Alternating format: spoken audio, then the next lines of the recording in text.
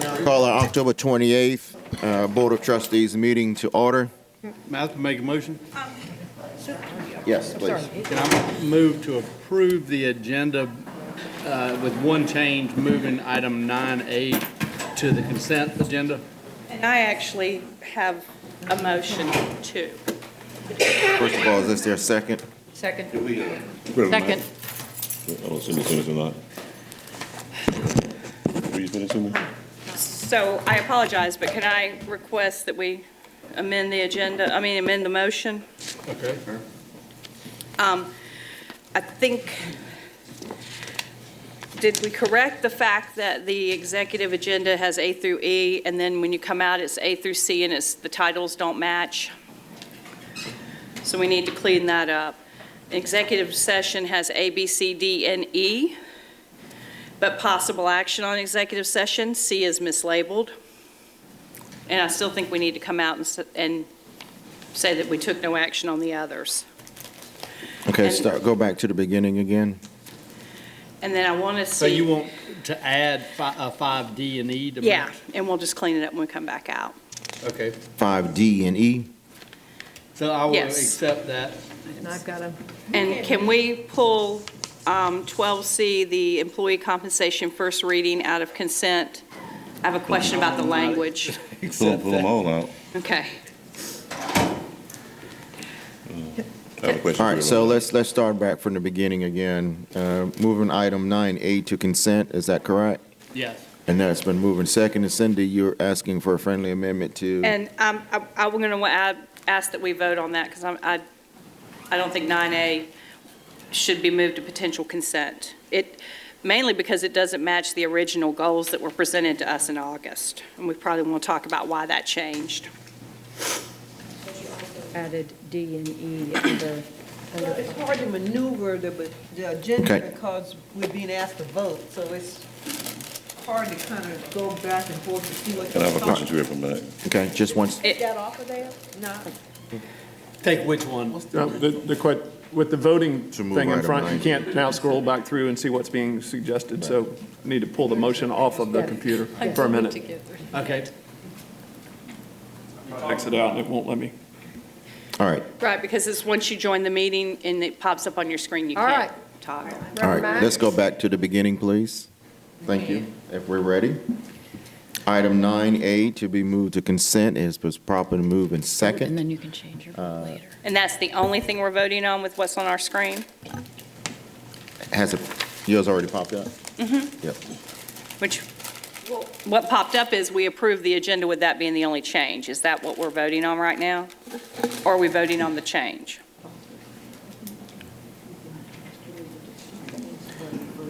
Has anyone voted on that motion yet you have? Julie, can you, well, you can click on change vote and make it repopulate. I just unvoted though, because I clicked. Yeah, just click on change vote in the upper right-hand corner and it should populate it back again. Back there, so you're giving us hand signals. Can we just vote on, I'm confused about the executive session items. I know too, our information I don't know what I'm doing with which you don't want. All right, we'll do it. But I can do the moving 9A to consent. Would that be possible? That's fine, we can do that. And we can come back. I thought somebody didn't want 9A on. Right. No, you took it out, And you didn't vote you? no. No, well, it's already been moved and So the seconded, so we motion, have so to the vote. motion on the floor is to approve Hang the on. agenda Hang on, moving guys. 9A. You have in front of you the adoption of the agenda, approval of consent items, motion to move the item to 9A to consent. That's what's before you. That's what we're going to vote on at the present moment. I have a If question you're on not that, in sir. favor of it, then you vote no. If So- you're in favor of it, Question. you vote. And I do have a parliamentarian question. If you're in favor of it, you vote yes. If you're not in favor of it, you vote no. What's the question? So what you're asking us to do is approve the agenda with this change only, and if it passes, there can be no more amendments to the motion on the agenda. That's what you're saying. This is the only amendment you'll allow us to vote on. That's what's before us. Yes, sir. So being that, that section 11, I think, puts consent agenda, it's mostly all policies. Actually, whenever we have a policy, I'd rather those not fall under potential consent unless we're gonna vote on them in a separate motion. I don't think we should approve any policy by potential consent vote. When we adopt the agenda, let it be separate. Not that I disagree with the policies, I don't see why we should approve that with the agenda that we approve in policies A through G. Okay, duly noted. You have the motion before you? Hold on there.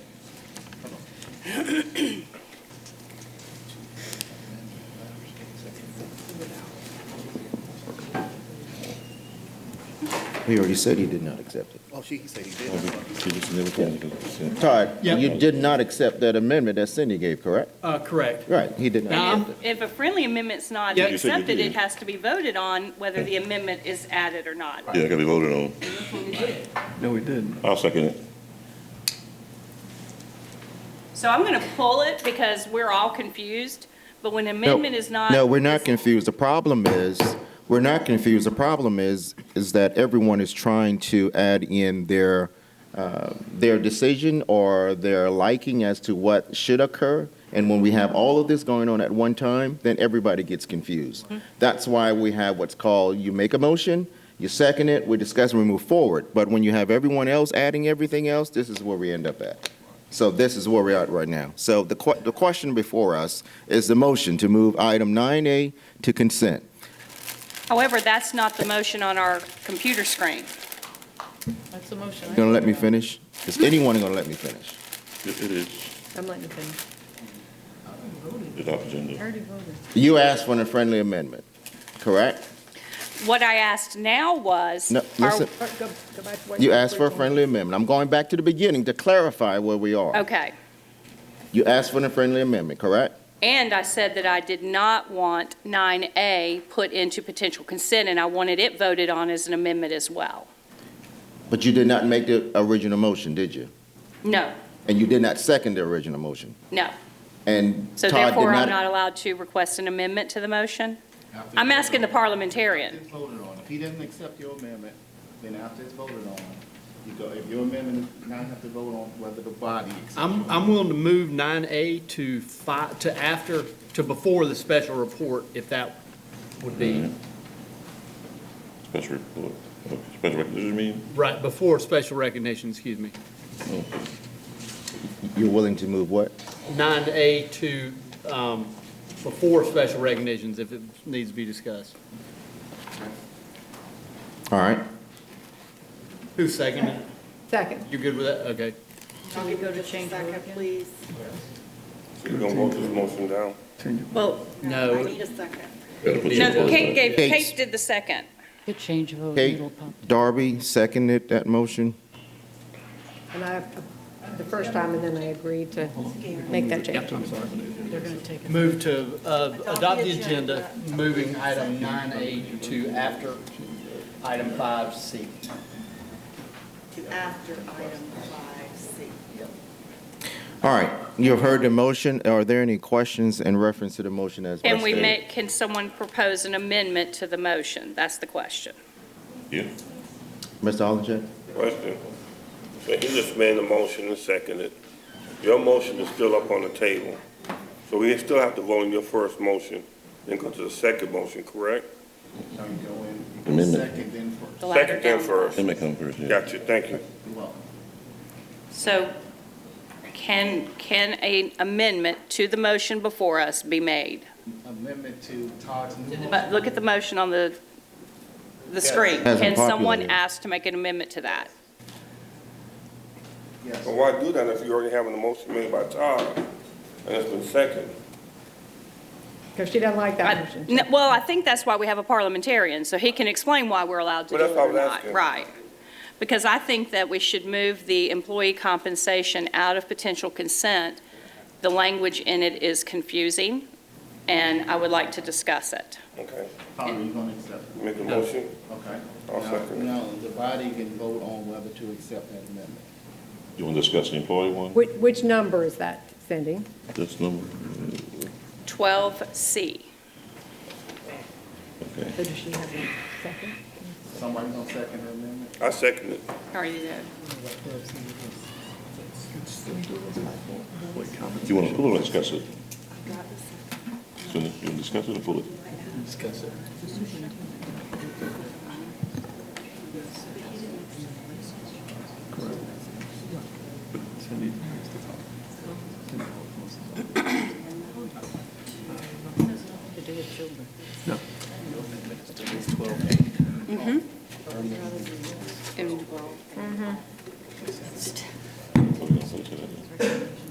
Exactly. Where you want to place it, Second Cindy? amendment? Already seconded. Kevin did it. We all clear?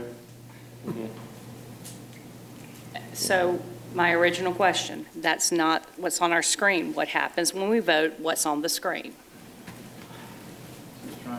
Give her a second. Okay, so we're going to take that off. For the third motion, No. because that would This, board that's an docs. amendment to his motion. Can you just read the amendment and then everybody can vote on it, please? It is to adopt the agenda and approve the consent agenda items, moving agenda item 9A to after item 5C. The amendment is then to move 12A off consent agenda. So I'm going to pull my request for the amendment, and let's just vote on the motion that's here.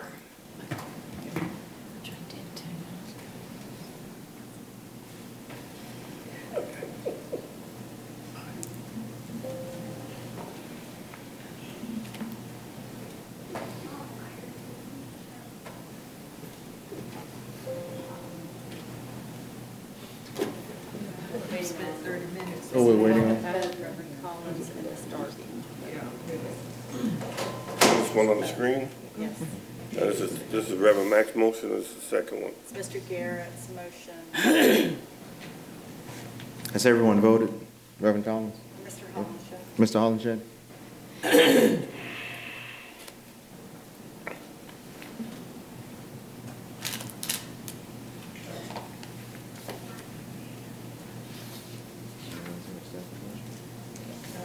She withdrew it, so.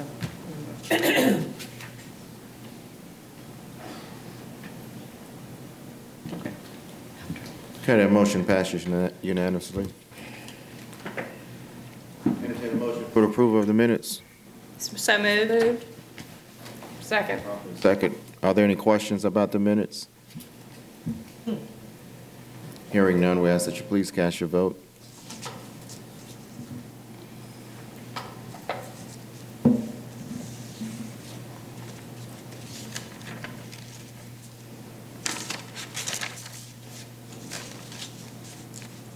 That motion passes. Entertain a motion to go into executive session. So moved. Moved. Fine, let him go. We'll now reconvene into open session. Minutes last, Lord, yeah. At this time now, we'll have a moment of silence.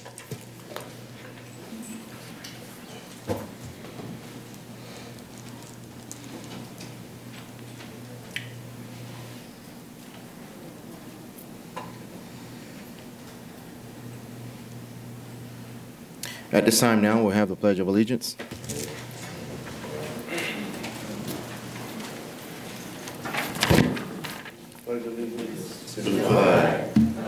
States of America, and to the republic for which it stands, one nation, under God, indivisible, with liberty and justice for all.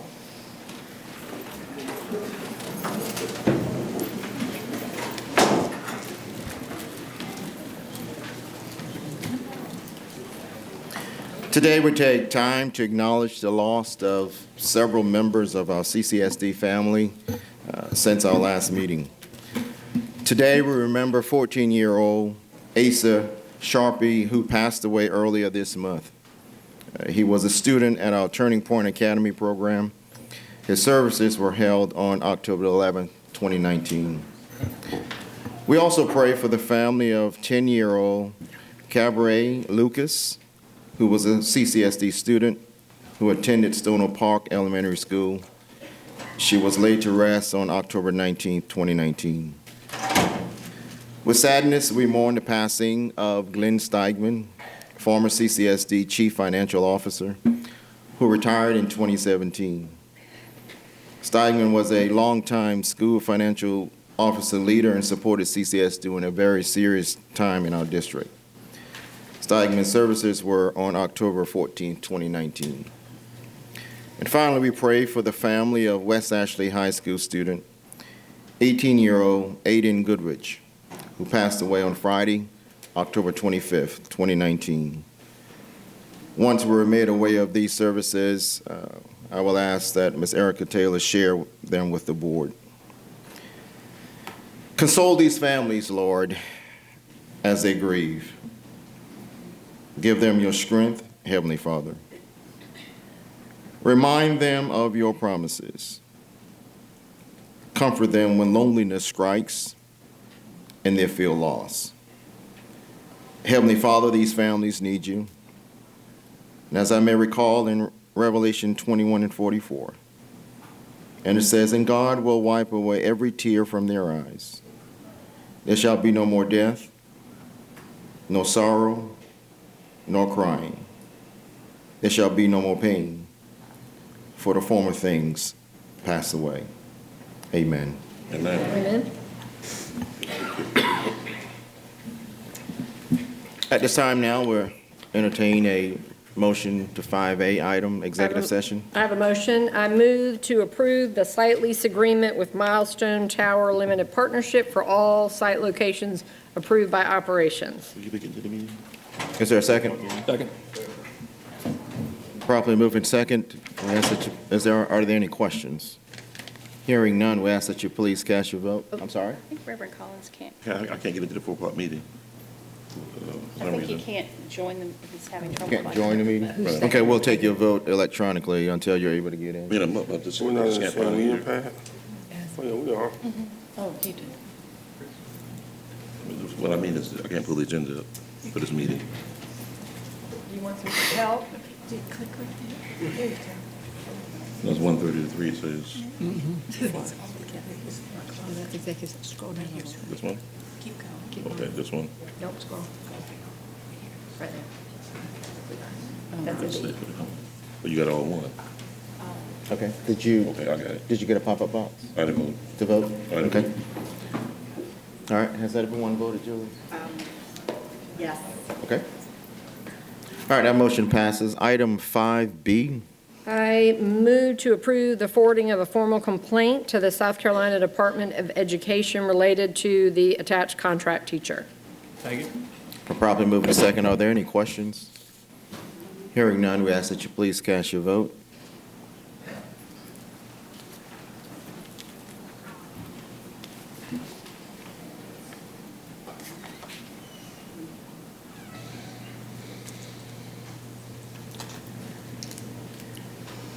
For information purposes for the community, item 3D that's listed on the actual printed public outline will be item C that we will discuss, that we will be voting on in public at this moment. Is there a motion? I move to authorize the superintendent and staff attorney to engage outside counsel for the purpose of initiating litigation regarding vaping and e-cigarettes. Second. Properly moved in second. Are there any questions? Hearing none, we ask that you please cast your vote.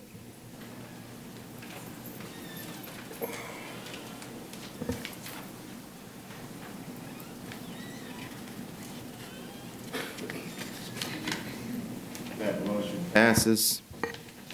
At this time now, we have special recognition. 9A. Oh, not yet. Yep, 9A. 9A. Okay. Move to approve the percentage targets for board goals. Second? So I have a question for the superintendent.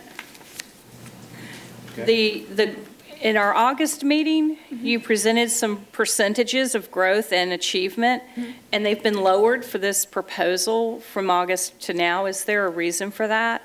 I think that the reason is, if I recall, in August, that's before the students actually came back and we had the 10-day count, so we gave some preliminary numbers, and then we used the same kind of calculation after the 10-day report. And the change in the number represents the actual student achievement. You asked a little while ago if student achievement follows the student or the school, and the actual answer is both. It follows the individual student, but it also backs up to the school and then aggregates to the district level. So the difference was between the projected based on preliminary numbers and the actual based on student count and the report results for each student. And so, and I kind of assumed it would be related to a percentage of students, but I was a little shocked to find out that one of them drops by more than 3%. One goes from 69.85% of students in the ninth grade will achieve at or above their reading and math, and then now the goal becomes 66.4. The same calculus was used. The difference is the calculus in early August was based on projections of students and scores, and the calculus used recently was based on actual students and scores. But the multipliers were exactly the same. Okay.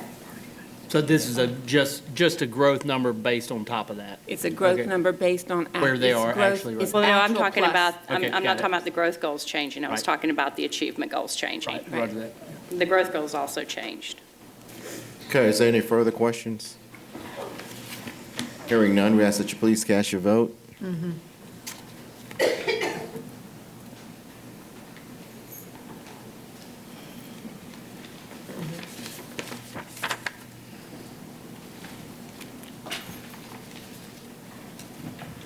Okay, that motion passes. Item 6A, special recognition.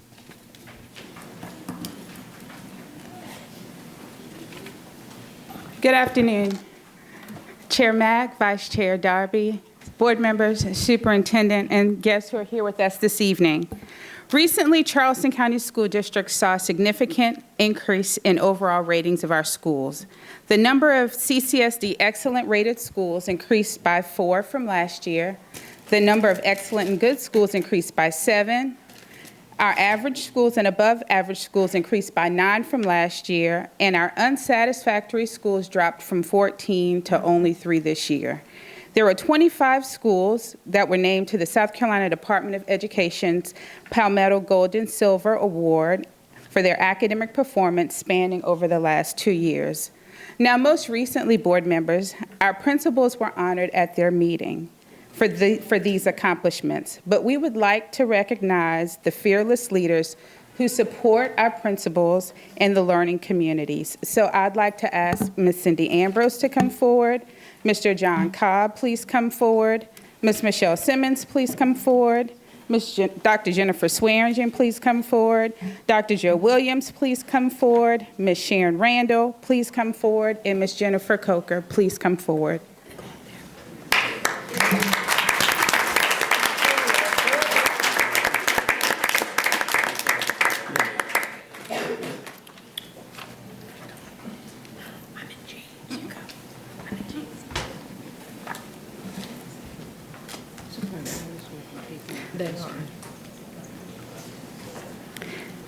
As they're coming forward, I'm going to begin reading some quotes that were shared with us today about each of them and the commitment and the support and the thanks that the principals for whom they support have. So one principal shared this about Ms. Ambrose. She said, Ms. Ambrose's commitment to growing and supporting our school has been instrumental. Her feedback about data and her support of our mission has been key to our success. Thank you. For Mr. Cobb, thank you, Mr. Cobb. You've always been available to listen to the challenges that we face at the school level in an effort to problem solve for our students and our community. We appreciate you. For Ms. Michelle Simmons, it says, Michelle Simmons is a consummate professional who is consistently working to support our schools. She's laid out her charge for the school, and she matches all of her principal skill sets with the needs of the school. She's very explicit in her analysis of data and clear about her goals for each of her schools. Dr. Swearingen makes herself available at all times by phone, text, or email. She is a master at providing feedback, observations, and suggestions in a way that is supportive in a manner that is in the best interest of all students. Dr. Swearingen inspires me to be a better leader. For 3 straight years, Dr. Williams provided a level of support that not only played an instrumental role in my school's success, but also in my personal and professional growth as an educator in CCSD. I have always and will always consider Dr. Williams an inspirational role model, someone I will forever admire and look up to. Ms. Randall, thank you for your support in assisting our students with the experiences that will prepare them to be leaders in all of their future endeavors. Another principal writes, because of her high expectations and assistance, CCSD high schools rise to the challenges, perform, and reach our goals. And Ms. Coker, the Department of Alternative Programs under her direction has been beneficial by providing intensive intervention and support to those students who need that type of support. Our climate coach is always on hand to help ensure that we are on track with our PBS model and are staying the course for maximum student growth and performance. Now, we applaud our principals, our educators, and our students, but tonight I'd like everyone here to join with me in applauding these leaders for the work that they do for Charleston County School District.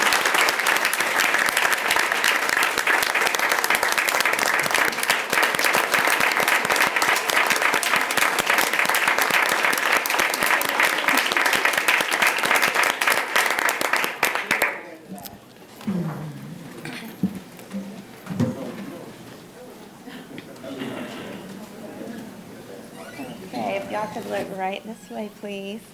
1, 2, 3. Let me just take a few. To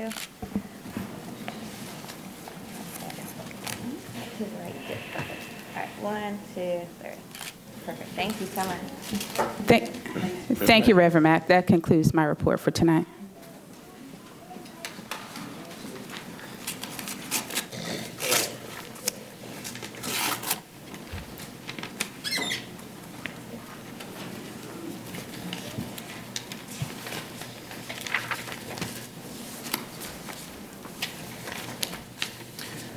Okay, at this time, we'll have the superintendent's report, given that the individuals that have signed up tonight for public comments are for non-agenda items, so we will move forward with the superintendent's report. So that'll be item 11. Item number 11, correct. Thanks.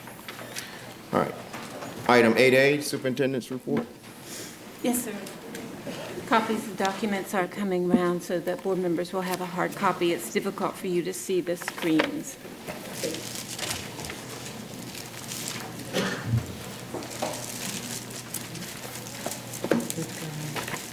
So the first thing I'd like to mention is the vetting of the solicitation for interest schools that came forward. We had 9 proposals, and we think 5 of them we can vet internally fairly quickly. I'll talk a little bit more about those in a bit, but we would like some assistance in vetting the 4 that are from outside the district. Or there 3 are outside the district. 1 is an entity that we've not worked with in the district. So in that vetting process, we need to include parents, educators, other expert community members. And in your packets today, you had a letter from one organization, Charleston Rise. And someone from Rise is here today, I believe, perhaps Natasha Jefferson, to address the main points of that letter.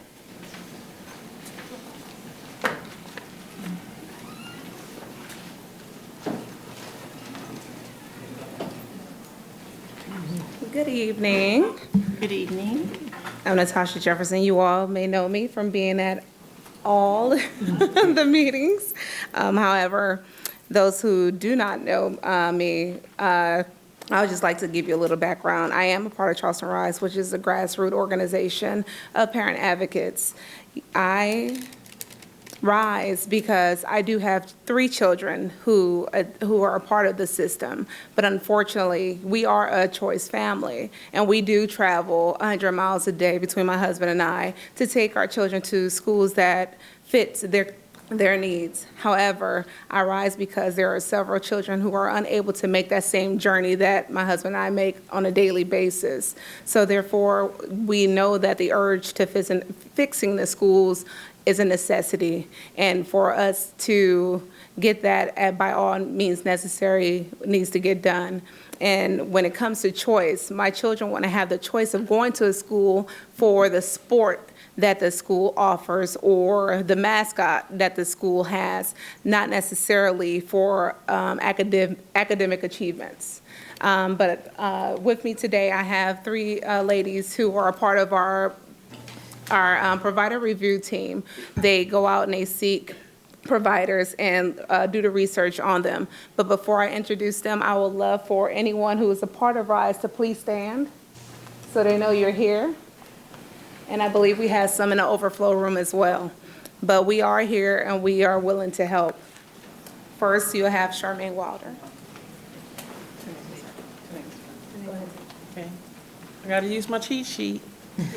Greetings all. My name is Tanae Williams. I'm the Wayland Neighborhood Association President and a Charleston Rise Alumni Cohort 1. I rise because I have a grandson who attends Edmund A. Burns Elementary, but that's a story for another time. I would like to share with you that in the summer of 2018, Charleston Rise was approached by a third-party operator who was interested in opening a school in North Charleston. We researched the operator and ultimately hosted 2 community meetings to introduce the operator to the community and to give the community an opportunity to understand what the operator could bring, both positive and negative, to their children. Charleston Rise then made a trip to Baton Rouge to see one of the schools ourselves. It was an amazing learning environment. It was also interactive and engaging. I can still hear the Friday afternoon chant that they do. It's Friday, it's Friday, now what you gonna do? So with that said, the children would then share what they're gonna do for the weekend, usually read a book, do extra homework, and things of that nature. Almost a year later, I'm thinking, if they made a lasting impression in my life, I'm envisioning the positive impact they are having on their students.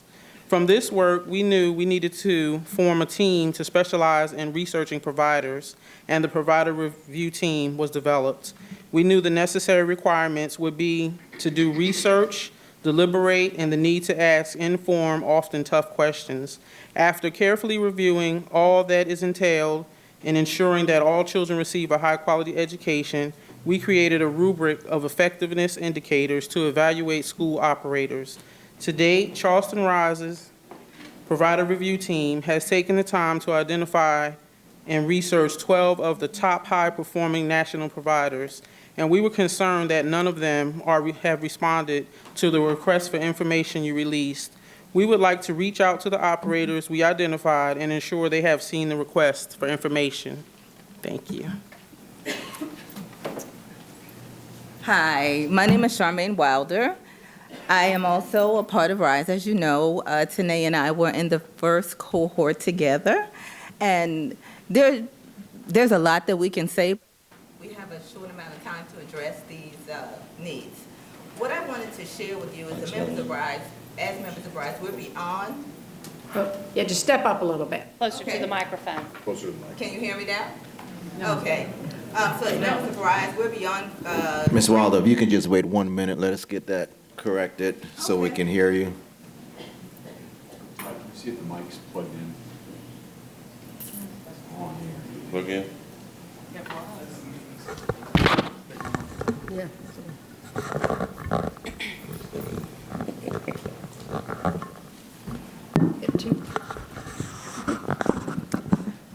Can I be heard now? Yes, Okay, ma'am. okay. So, yes, thank you.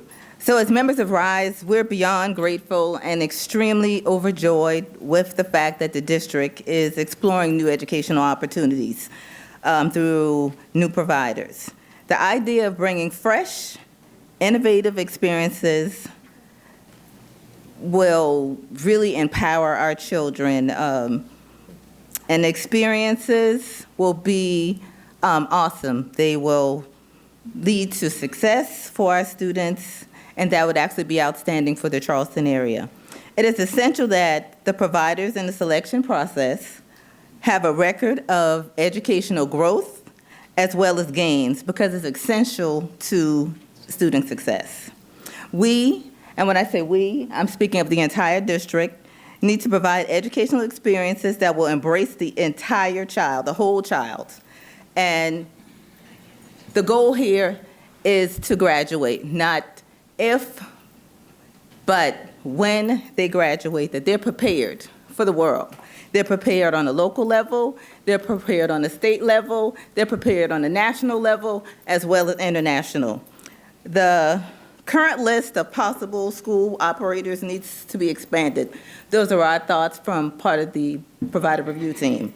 And what it can do, what we can do, again, as a district, is explore, research, and try to pull in some of those providers that we found that are doing great work within the country. And what we want to do, as again, as a district, is provide excellence to our students, because that's what we need to do in order to compete in the world. As a district, we don't want to be average. Average is on the top of the bottom, and we don't want to be on the top of the bottom. Excellent is what we're striving for. My name is Jean Howard. I have grandchildren in Charleston County, and I'm a CCSD District 9 constituent board member and an alumni of Charleston Rise.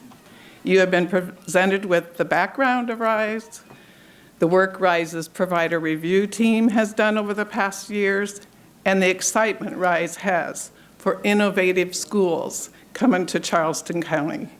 On Monday, October the 14th, at the Committee of the Whole meeting, Dr. Postaway announced that this board would be creating a stakeholder committee to review the provider application received to date. On behalf of 150 Rise alumni and fellows, I respectfully request that 5 Charleston Rise members be invited to participate in this stakeholder committee. Charleston Rise alumni will bring informed voices of the parents, grandparents, and caretakers to this committee. An additional recommendation was made at the Committee of the Whole meeting on October the 14th to extend time to accept provider applications through December. Rise also supports this decision and would like to reach out to the operators that we have researched and ensure that they have seen the request for the application. Rise proposes 5 members be accepted to the provider review team, stakeholders committee, and encourages the extension of application through December, so CCSD and Charleston Rise together can encourage and review other operators to come to Charleston. A response to Charleston Rise from the superintendent and board of trustees for these 2 requests is desired by November the 1st. Thank you very much. That was part of the superintendent's report in terms of the community's interest in helping to vet.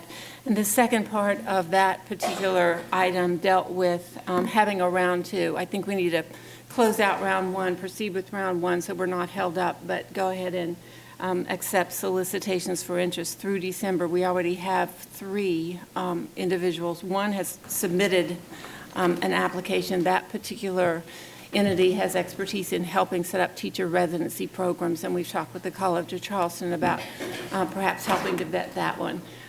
But it's not on here for a vote. I'm just telling you that's probably one of the recommendations we'll be bringing back to you at the November Committee of the Whole meeting. And then the second part of the superintendent's report is an update on board priorities. That's where I'd like to go now. It's in 4 parts. Why, again, are we doing this? The feedback summary from the meetings that we've had, what we're doing now, and what we currently are expecting to bring to the board on November 11th, so that everyone who's interested in these matters has some preview of what is likely to be coming to the board. We're still working daily on these recommendations, but we wanted to make sure that people had a preview. So let's talk about why. One of the basic reasons for the existence of public education is to make sure that when students leave us, they have more viable life options available to them than they would have had they not been with us to start with. So our mission, our main goal, is to help young people be ready to step into productive pathways in life. In our region, out of every 100 students, 85 will be graduated from high school. Of those 85 who graduate, 60 will be career ready. In our region, 40 of every 100 young people are not ready for the jobs that are available to them. 43 students will be college ready. So when we think about what needs to be done to make sure that more children are ready, we absolutely have to think about breaking cycles of poverty. According to the Chamber of Commerce, we're the 74th largest metro area in the country, but we rank in the top 5 for job growth. 34 net new people are either born or move here every day. The 2018 Talent Demand Study shows that 35,000 new jobs will be available in the next 5 years, and the preponderance of those are high-skilled, high-wage jobs. That's 1/3 higher than the 2016 projection. And yet, look at the gap between the percentage of children who are ready and the jobs that are available. We have to do better than this. On top of this challenge, we know that we are in a situation where our revenue cannot keep up with our needs. So we have to operate differently than we have in the past. We have to achieve efficiencies wherever we can and increase effectiveness across the board. Not just in academics. Our kids need to be academically ready, but if you look at the employer reports from this region, they talk about being able to work with others on the job, to disagree in a civil manner, to help solve problems, to collaborate, critical thinking, people with people skills. This requires a system that is coherent and is working across all communities. So that encapsulates why the board started on this journey to start with. A quick summary of the community listening sessions. Following the September 16th meeting, we developed slides for each constituent area, and the board held listening sessions in each area. There have also been some coffees with the superintendent and staff. We've met with some parent and educator representatives and will continue to do that. The following slides summarize the main themes. You saw this slide on October 14th. I put it in here just in case someone is here tonight who wasn't here the 14th. The Minnie Hughes community members are opposed to combining the 192 Minnie Hughes students with the 362 E.B. Ellington students at the Ellington site. Mitchell, Buse, Charleston Progressive Academy, Memminger, all the downtown schools like their schools as they are and pretty much oppose change. Some parents have privately offered some thoughtful alternatives. As a reminder, last time we had eloquent speakers about the fragility of some communities and the ecosystems that exist among educators, social workers, community members, faith-based groups, and so forth. There are some concerns about some of the partial magnet recommendations. There's some opposition to and some misunderstanding about what we were calling the partnership schools. We're now referring to them as acceleration schools. And several parents and educators asked that we reconsider the concept of putting multiple middle schools on the same site. So those were the recommendations back, or the feedback that you received back on October 14th. In the past 2 weeks, we have more feedback to present. The first bullet has to do with Lang Middle School in particular. Several District 2 families have been rezoned multiple times in recent years. The D2 Constituent Board tried to separate feeder patterns, schools into feeder patterns to feed into Beckham and Wando High School. Those parents are asking that if partial magnet changes have to be made, that we pull Lang off the list for at least the time being until the students who've already had to change zones get to matriculate through those schools. North Charleston and Jenny Moore School of the Arts both have attendance zones plus service partial magnets, so the feedback is that perhaps Ashley River Creative Arts Elementary could have an attendance zone and continue to serve as a D10 partial magnet. That would make it consistent with the others. There's some sentiment in West Ashley to establish a more equitable feeder pattern by creating a sixth grade academy at West Ashley Middle School and placing all of grades 7 and 8 from D10 in the C.E. Williams facility that will open in August. If we do that, both the arts program and the academic advanced magnet could be offered to all of the students in D10. Some partial magnet parents with preschoolers are worried that their siblings would be sent to different schools if younger siblings are not grandfathered in. Parents strongly disagree about whether D2 and D20 in particular should be given priority when enrolling students at Buist. Views regarding the proposed changes to academic magnet admissions changes vary pretty widely. There's some feedback that Academic Magnet is the U.S. News and World Report's top performing magnet school in the country and that no changes should be made. For the most part, though, the feedback from Academic Magnet is that the admissions criteria should change and that we need to improve student preparation so that more students would be ready to enter Academic Magnet. And I'll say a little bit more about that in the recommendations that we're contemplating.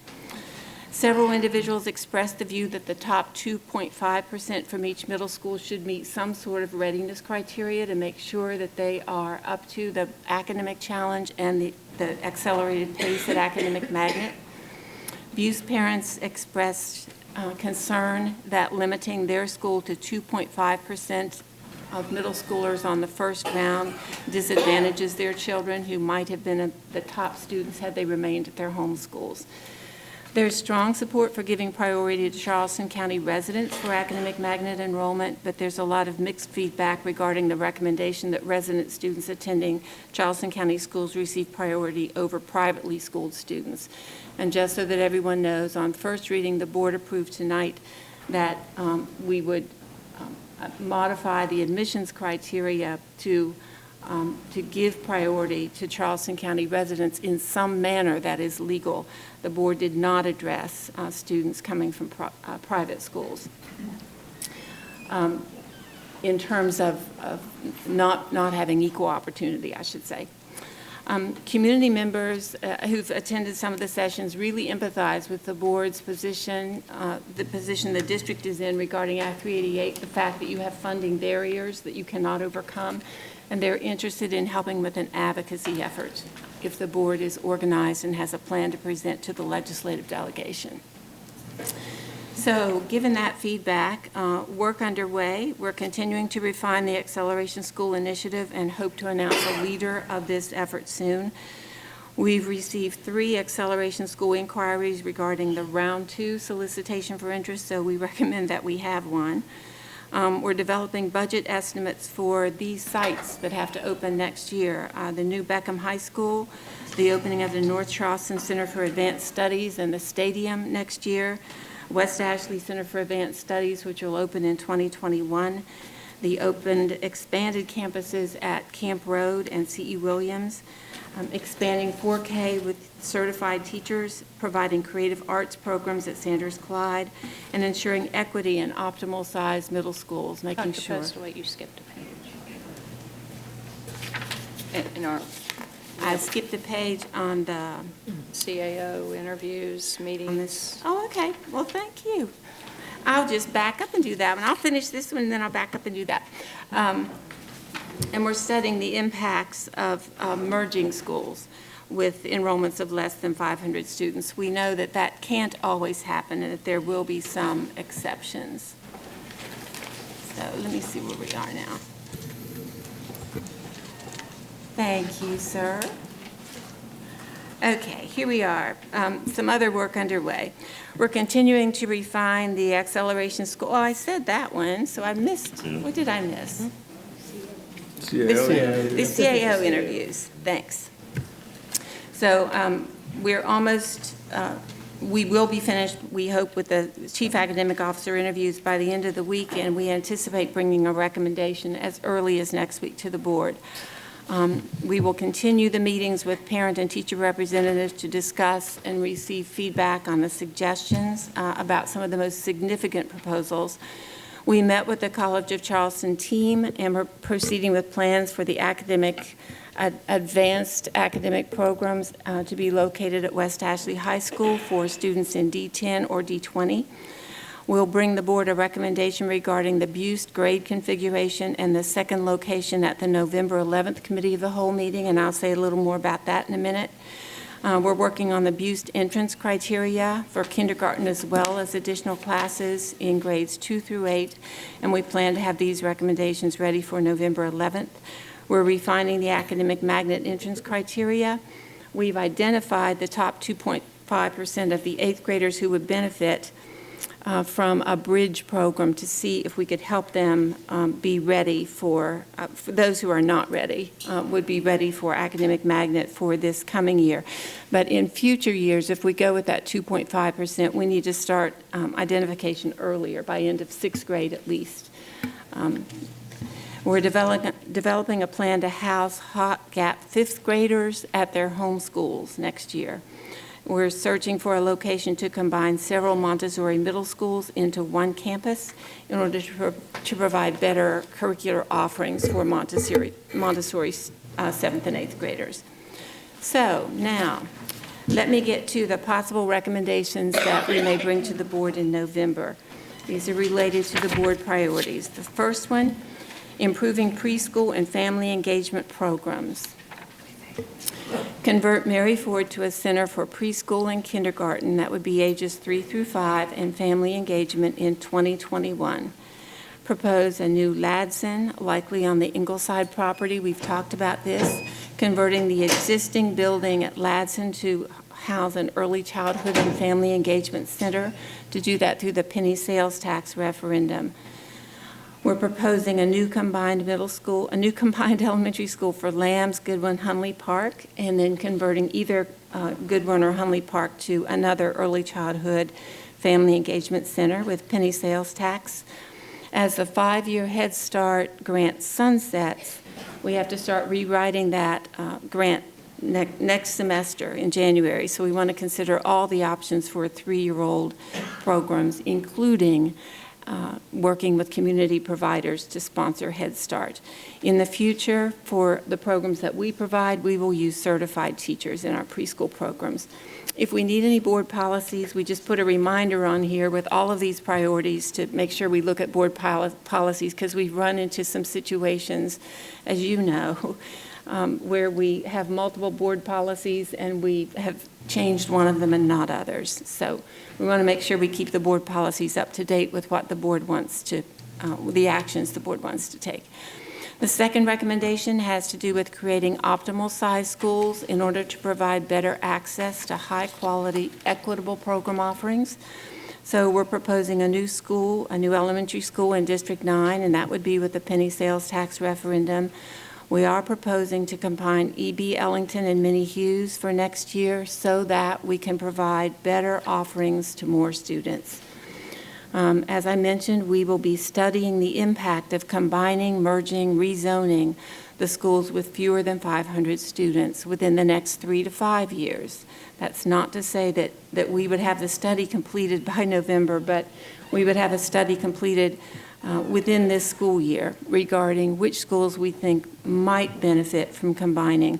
We know that there are some exceptions, like Jane Edwards, St. James Santee Elementary, the Montessori programs, and probably some others. There are some small high schools that aren't listed here that may need to have exceptions.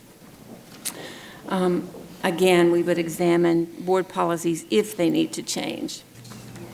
The third board priority was to provide greater access to high-quality programs.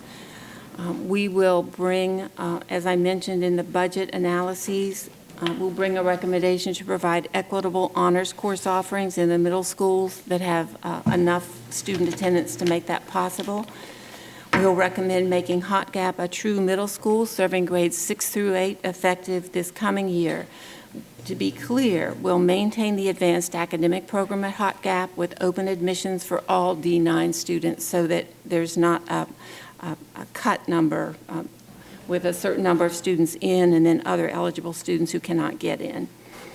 We will consider creating a 6th grade academy at the West Ashley Middle School campus and a 7-8 middle school at C.E. Williams, as I mentioned. We'll recommend that we create the advanced academics program at West Ashley High School with open enrollment for eligible students in D10 and D20.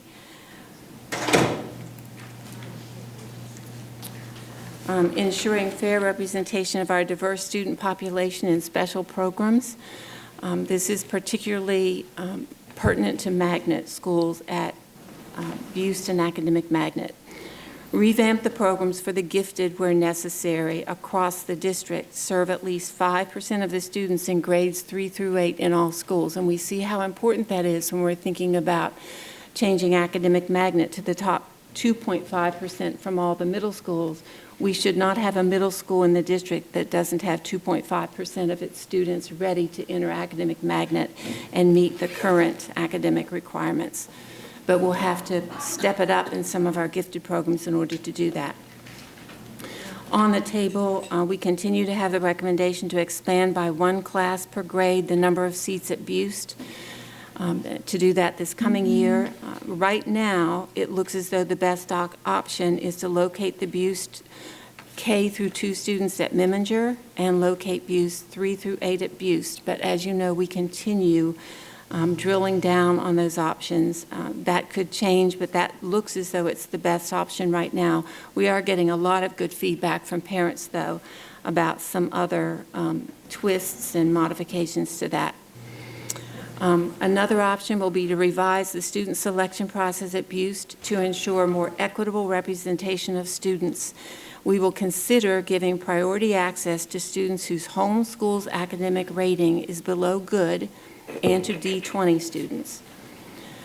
We will bring a recommendation to revise academic high school admissions criteria, creating an early identification process, supporting a bridge program, and implementing readiness criteria for the proposed top 2.5 from each middle school. We received a lot of feedback that we need to make sure that students in the top 2.5% are academically prepared. Thus, the bridge program to help those who might miss the cut by a point or two be ready to retest. And then again, if we need to change board policies, we would do that. Recommendation number 5 deals with the partial magnets, and it will take 2 pages to explain. So the first recommendation is to support the D10 Constituent Board in establishing attendance zone for Ashley River Creative Arts Elementary. The school would continue to serve as a D10 partial magnet. We would phase in the attendance zone beginning with kindergarten.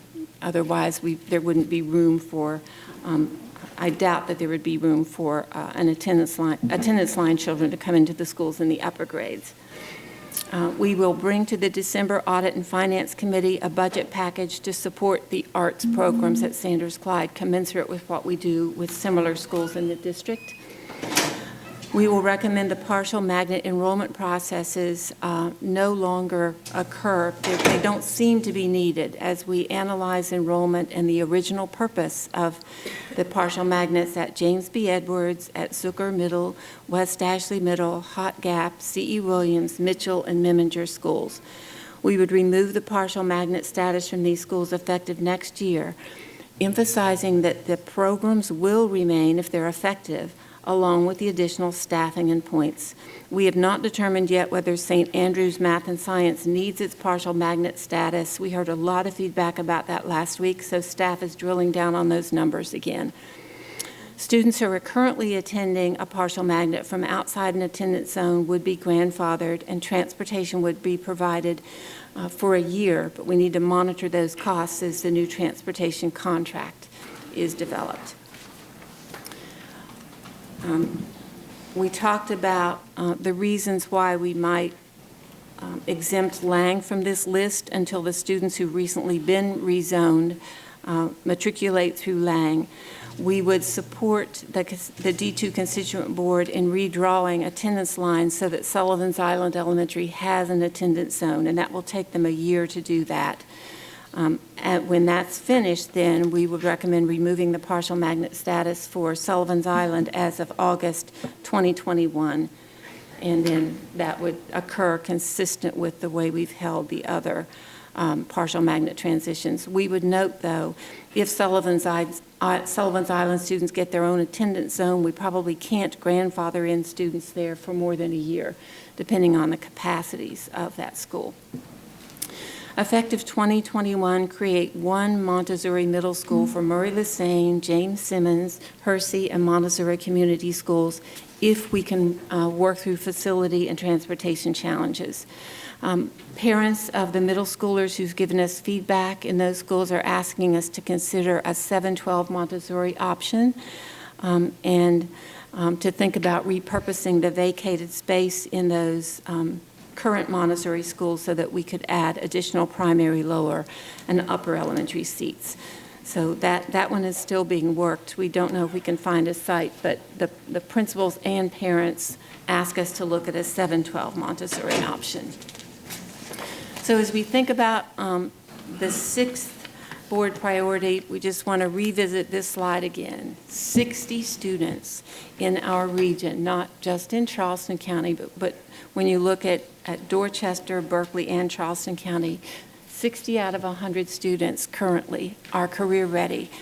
In order to change that, we have to grapple with the amount of poverty that we have in our district and the understanding that students coming from generational poverty very often need additional supports.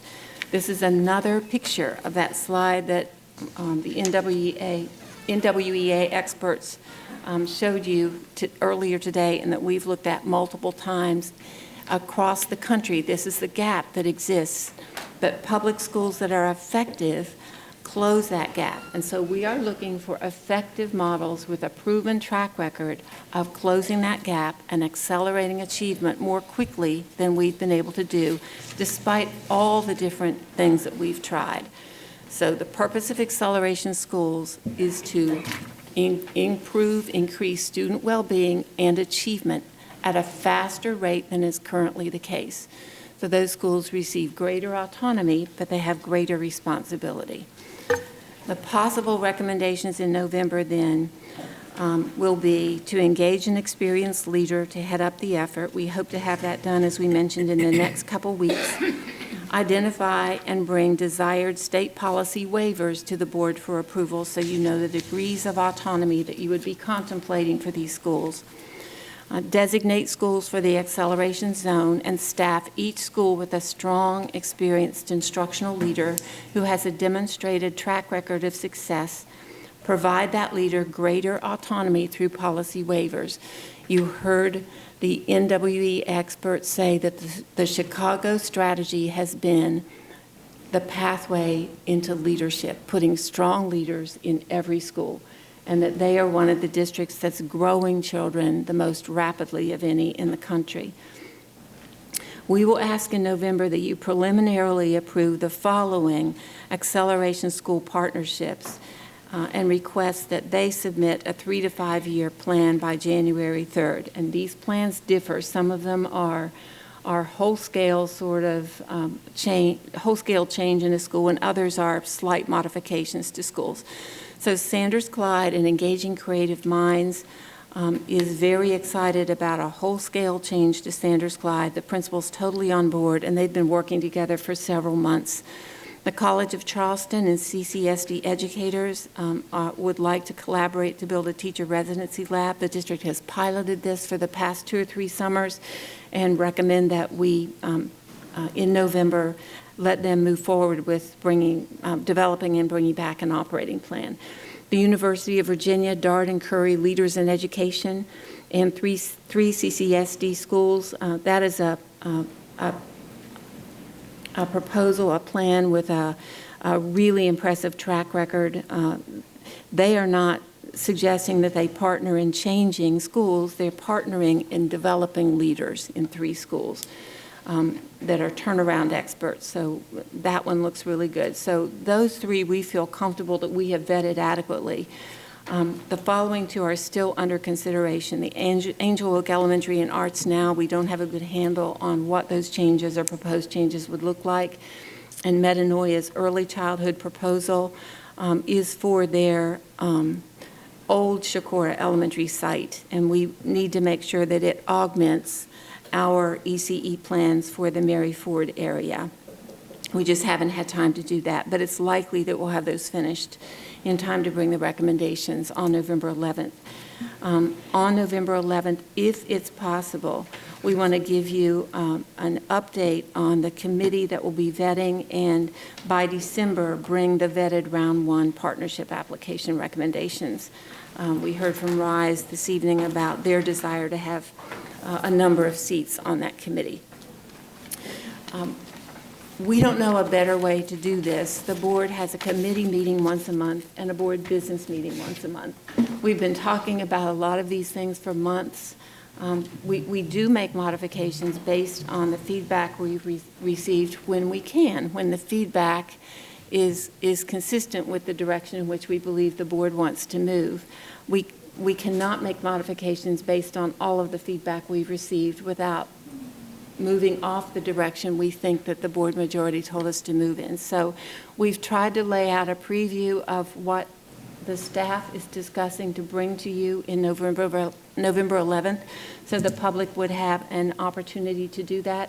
If you receive specific questions about where a particular recommendation stands between now and then, if you'll refer that individual to my office, we will give any updates that we have available to them just as quickly as we give it to the board, give the updates to the board. We will update you weekly. If you want to have some other way to have a check-in between now and November 11th, we are open to that. But what we tried to do tonight in the superintendent's report was to lay out where we think we are in terms of the types of recommendations the board majority would be expecting by November 11th.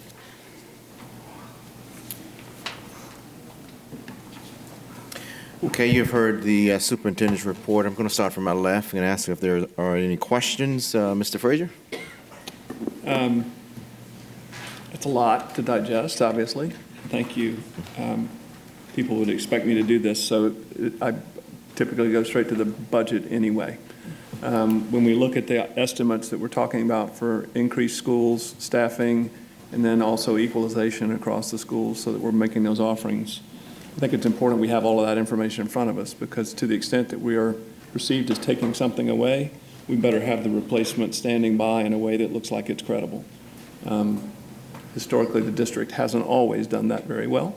And so I would just say that that's an important part for me to look at. All the other stuff equally important, but that's one we have to figure out, particularly knowing what our revenue limitations are.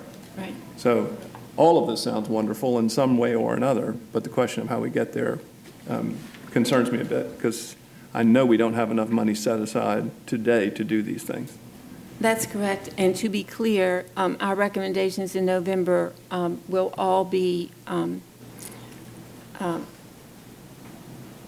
in consideration of the budget. That Mr. Kennedy and his team are working on the budget estimates. They'll bring them to the next Audit and Finance Committee, but we need to sequence that correctly. So we would not ask the board to take action on anything that hasn't been brought to Audit and Finance with a budget possibility, feasibility behind it. Yeah, not only the action, but the subsequent reaction that also has to be contemplated. So, once we do those early outs, we've tied that money up. right. So thank Exactly. you. Thank you for saying that better than I did. Okay, Ms. Green? Regarding the partnerships, Yes, ma'am. the recommendation, well, on page 24, are those already at the point that you are going to make those recommendations, or is there another review? The first three, we think we will have ready for November 11th. We feel good about the first three. We've not included everyone in reviewing them who needs to be included yet. So the Sanders Clyde and Engaging Creative Minds, the College of Charleston Teacher Residency, and the University of Virginia, we think we have reviewed to the point that we can say pretty definitively they will be ready, pending input from a few folks who haven't been able to see them yet. Angel Oak and Metanoia, I'm not sure. It's possible we'll have those ready, but they're not fully vetted yet. And can we get, and maybe just a conversation with you and I could do this, but can we get some information on exactly what you were looking for with these partnerships as it pertained to each of the schools? I mean, in terms of the background Yes, and ma'am. what they have done in the past? Yes. Do you have some information on that we can get? We do, and these three, the ones that are listed here would not be, in my mind, the level of partnership that we would be thinking. I mean, we heard the parents who talked here tonight, that the RISE parents talk about operators. We are not seeing these as operation schools. We're seeing them as collaboration schools. We're not talking about turning over a school to the College of Charleston or Engaging Creative Minds or the University of Virginia. So they are a hybrid, I would say. That we're not thinking about any of these five as operators. Right. But we would be happy to share with you what we're looking for in the criteria, not only for these, but more importantly for the next okay. round. All right, great, thanks. Okay, Mr. Hollingcheck? I'm reading my mind. I just concerned on the and like you said, not the partnership, but how they're going to collaborate with the three schools. As Joyce said a minute ago, what do we expect from them? How the role they're going to play? A lot of things that you put on here that you displayed today is a lot to digest. One of the big things that we need to know, budgetary-wise, how it's going to impact the overall budget. Will it reduce central staffing numbers? I need to know from the time since I've been here, when we started out on central staffing, where we're at now and where were we at 3 years ago? Do you increase the dollar amount tax-wise to the county? A lot of questions, and I'm working on something now that, we just need to know. It's just accountability things that we need to kind of find out as we move forward, that's all. The early childhood program, I think is great. But, there's other things that we just have questions about. I have questions about. Okay. Thank you. Ms. Coates? Yeah, so I think that there's two big themes coming out of this is, I know that when we went down the road with saying that we were going to do a solicitation, I had kind of expected the board to have an opportunity to discuss as a body the entities. That was something I had said all along, and the reason we did a solicitation, I see now that it's kind of not going to happen that way. But it also said that we would engage parents of the schools. And it appears that we're going to have recommendations brought in, if I'm correct, 14 days, and you're not identifying all the schools yet, so I don't know how you put together a parent group in 14 days. So I think that we might want to look at some of that piece. Parents will be involved if any school's recommended by November 11th. The parents of that school will know and will have been involved.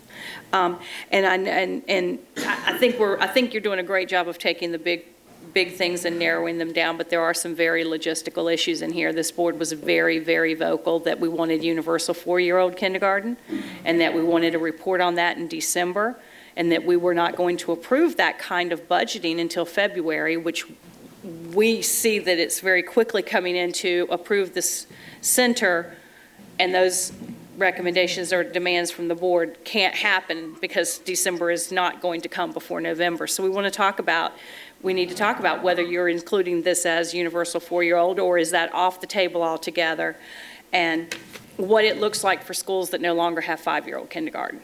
That's something that was not clearly at our front of mind. So I think those sorts of logistical things need to come November 11th because we're only going to have 7 days to turn that information around into a vote you're going to ask us to up or down. And I think we need to be very cognizant that I think I speak for everybody on this board. We will not take it lightly or well if we are told by a district staff member in February, we can't have that because you tied up the money in November. We have to know what happens now, what that ties us up for in the budget. We get that, Mrs. Coates. That's why Mr. Kennedy is working on all the pieces together. So thank you. We don't want that to happen. Thank you. Reverend Mack, one more thing too. Just as caution, I got a few phone calls also about, I think you had a community meeting with St. James Santee, people out in Orndale about shutting that school down. Then also, you mentioned in here Minnie Hughes. No, sir, I did not. No, That was not. Okay, that was We not- did meet out there, but it certainly wasn't about Okay, closing well, the school. that's how it came back, but, and then you talk about Minnie Hughes in here. We need to tread lightly on how do we deal with rural areas and how it impacts those rural areas and the vital need to the community. Just trying to recommend combining schools in those areas are really a touchy situation. Reverend Collins? Thank you, sir. There's a lot on this train. This train has a full load. That don't mean my train either. But, Dr. Postman, I want to ask you, where does the mission critical plans initially come from? How did it originate, these plans you have together? You presented to the board as mission critical. How did it initially originate? They came from board goals that were extracted from the strategic plan and the recommendations that have been brought to the board. Okay, board goals. All right. Where then, where are the academic plans? Let's say you propose North Charleston, for example, Huntley Park and Goodwin and Lambs. You propose combining these schools together, which are mostly Title I schools. So we're talking about moving bodies and buildings and building other buildings or converting buildings to early childhood. What is the academic plan that's going to bring the children forward once you put these things in place? What's the plan we're looking at, the plan of action? Let's say all goes as you desire. I haven't had any discussion of what we're going to do differently, or no matter who's doing it, what are they going to do different? What are they going to do different that we haven't already done? So I think a lot of the academic plans have already been brought to the board in other meetings. The new programs that are being introduced, a report on which programs are working and which programs are not working. The board has tried a number of, if you look, for example, at the history of Burns Elementary, all the different approaches that were used at Burns. So you have that history better than I do. And then in terms of what we're currently doing in academics, that information's been brought to the board as we looked at the reading scores over the past few months. You asked the staff to bring the new programs we'd invested in, what the return on investment is. We probably could do a better job with that if you would like us to place that on an upcoming agenda, say for January. We could look, if you want to review academic plans again. For example, the partnerships come in to run a school. And you spoke about waivers a while ago, which I'll come back to that. What I'm really asking for is, what is your academic plan that you've already tried that leads us to go to private partnership or private businesses or nonprofits to actually run some of our schools? What have you put in place that has not worked? So if you're, I'll tell you what we'd be happy to do. We'd be happy to bring back to you a list of all the interventions that were tried at one of these schools over the past 20 to 25 years. And despite the best efforts of a whole lot of different people who sat in these seats and tried to make the best decisions they could, the achievement of our children is still languishing. That's exactly right, especially black children. We're way behind. So when you're talking about these changes change up the entire school district, but especially North Charleston. That was the greatest impact, because the most schools at risk to be closed are combined. I know. And then if we don't have a plan in place that's going to make a difference, we're just spinning our wheels with plans and not going anywhere. That's true. Reverend Thomas, I think that's inaccurate, though, to say that there's not. Well, just you get your time. Just give me a minute, please. So finish your question. I would, but I didn't interfere in your time. I respectfully. Take any time. Reverend Collins, go ahead. All right. So you said you had included the community, but as a board member, I feel like I haven't been included. and the plans for our constituents myself. So if you're coming back in November, recommendations for different groups, Metanoia, Angel, College of Charleston, to present them to the board, is kind of disingenuous at that point to say you include the community and parents and stakeholders. I mean, they should be included up front. It should be included in all the initial plans, because otherwise it's not going to work. If the community doesn't embrace it, it doesn't go anywhere. Reverend Collins, you have a question? Yeah. I'll stop after this. It's early childhood. Right now, we're early childhood. We're 40% underfunded. Not underfunded, 40% with vacancies. Don't have enough money to even run the program properly. We have money in our budget, but we're not putting it into the program now. And so the program's not producing the good results. Reverend To Collins, expand the Mary Ford. your question? I'm coming to it. Okay. Expand the Mary Ford and Honey Park, other places, with the same mentality and financial spending is ludicrous, because we're not taking care of the program we have now. So what are you going to do differently if the board says yes, turn Mary Ford into the Early Head Start Center? How's that going to be more effective than what we have now? That's my question. So there are two parts to the answer. One is Head Start is run by the federal government, as you know, and it has its own set of guidelines and restrictions, yes. as you know. And one of the things that I talked about was determining whether or not we ought to continue with the Head Start grant, or whether we ought to run our own 3-year-old program and let someone else run Head Start.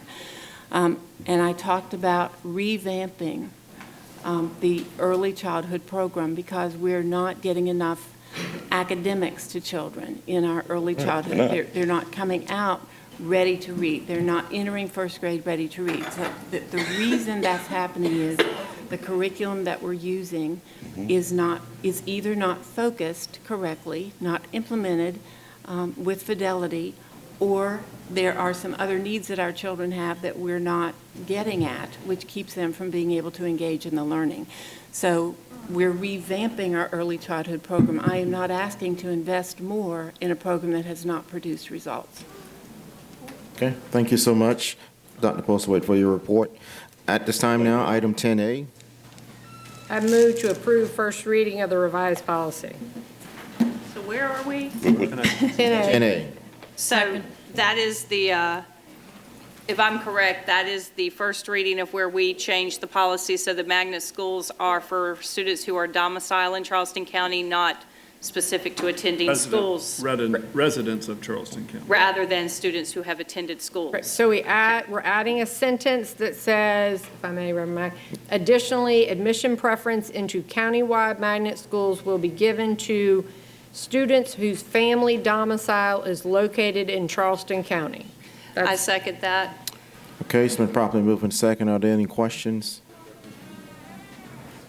Hearing none, we ask that you please cast your vote.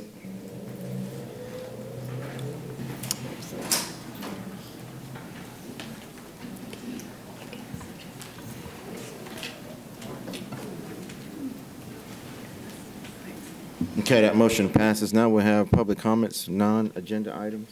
Okay, so for our public comments, just want to remind people of what our policy is. We have a timing device right there. We have 2 minutes for public comments, and no speaker may use public comment to discuss personnel matters or matters otherwise private or confidential. Speakers are to address issues, not individuals. And I'll just call a couple of the names, and then if y'all want to just come up and get in line so it doesn't take you too long. Our first is Representative Rivers, then Kelly Lewis. Oh, is it Reverend? Okay. Reverend Rivers, sorry, it says Representative. Sorry, Reverend Rivers, Kelly Lewis, and Jackie Drescher.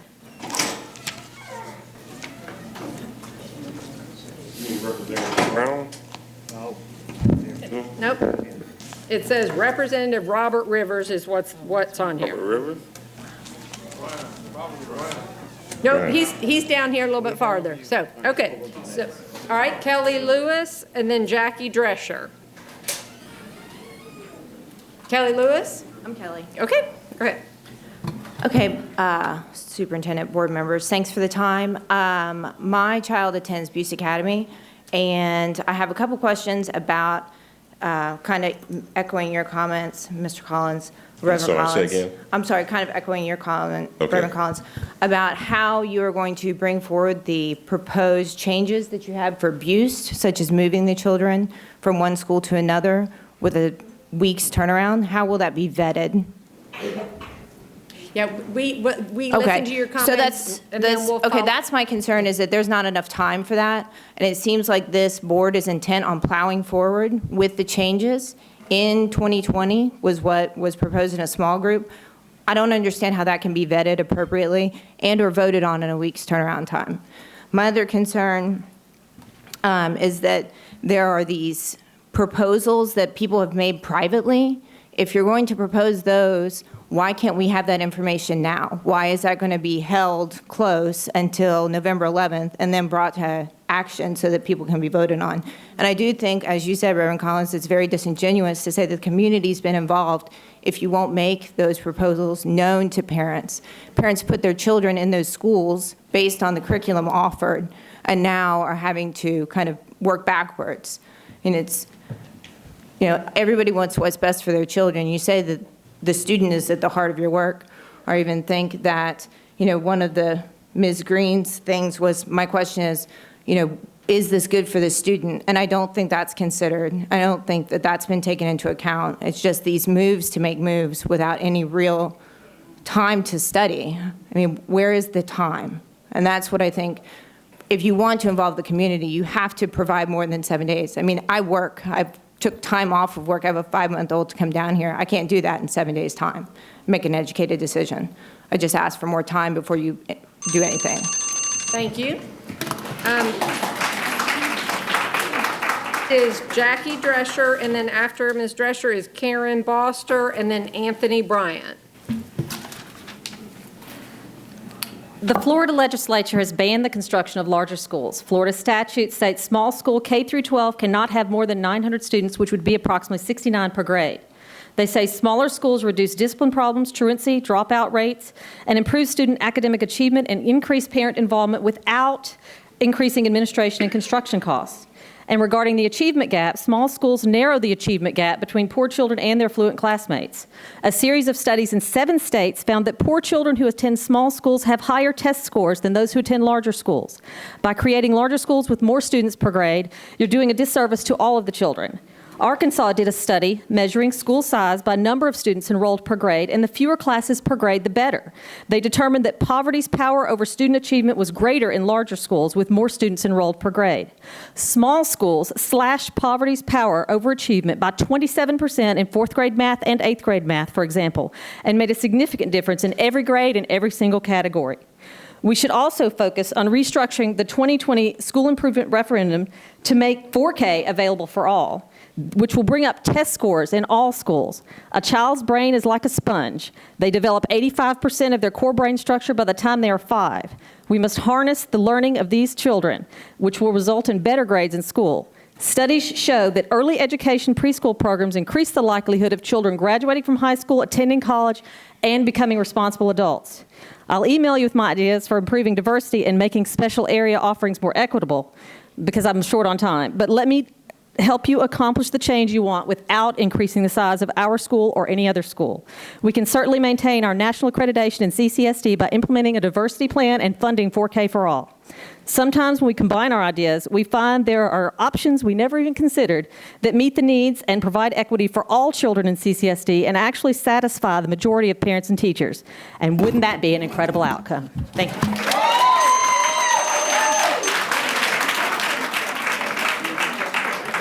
Next is Karen Boster, then Anthony Bryant, and then Marsha Aline. Hard act to follow there. My child also goes to Buist Academy, and I put him in as a kindergartner because that's the school I wanted him to be at for 9 years. And now you're talking about changing him around, and you proposed moving 6th to 8th grade. That didn't fly, so now we're down to K through 2. And in both of those instances, the overarching thing is that we're doing a school within a school, but nobody can tell any of us what that actually looks like. How are you going to run 2 separate programs in one building and still maintain the curriculum that I put my child in the school for? It seems like you're intent on increasing the admission next year regardless. And as the other parent said, I don't see how, if you haven't decided on what that looks like, what problems need to be solved, how can that possibly be vetted and guaranteed that it's not going to impact my child in years to come if you are just now deciding what to do and implementing it next year. There's no way that it can be thought through as well as it needs to be. And that's pretty much it. Thank you. Thank you.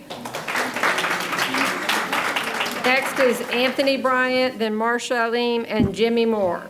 Everyone here has a right to petition.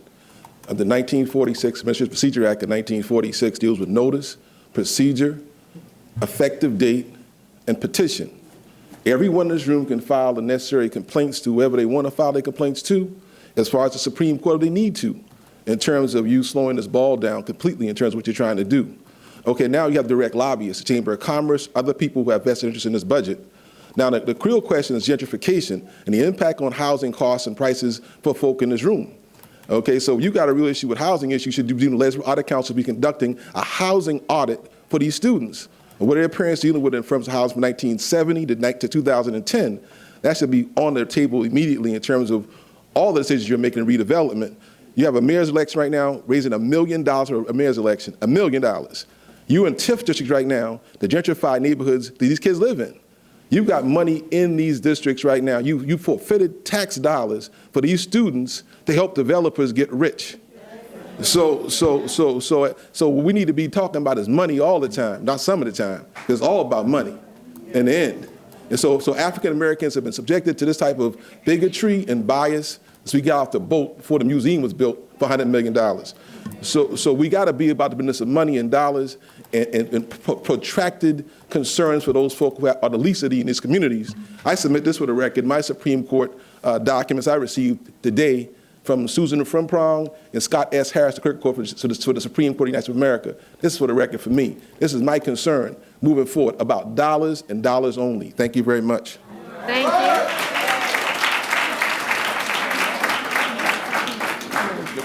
Next, Marsha Alim, Jimmy Moore, and then Charles Glover. We, the residents and former students of Charleston County Constituent Board District 23, make the following petition to the Charleston County School Board of Trustees. We request the Charleston County School Board retain Minnie Hughes Elementary School open in its present location. We request the Board of Trustees provide Minnie Hughes Elementary School with the financial, faculty, curriculum, and technological support that will ensure that it continues to provide excellent education to the residents of Constituent District 23. Charleston County School Board has a history of revitalizing cities throughout the county through your participation in tax incremented financing, or TIF. Deferring over $13 million in tax revenue, funds that should be used on the students, but instead is used throughout the city of Charleston, bringing us Mount Pleasant Town Center, the brand new Harris Teeter shopping complex on San Wittenberg Boulevard, Duck Donuts, Ulta Beauty. We ask for the same revitalization efforts in District 23. Bring us those millions of dollars and help us revitalize the instructional staff. Bring us more certified teachers. Fund another early childhood education class. Build out the technological infrastructure.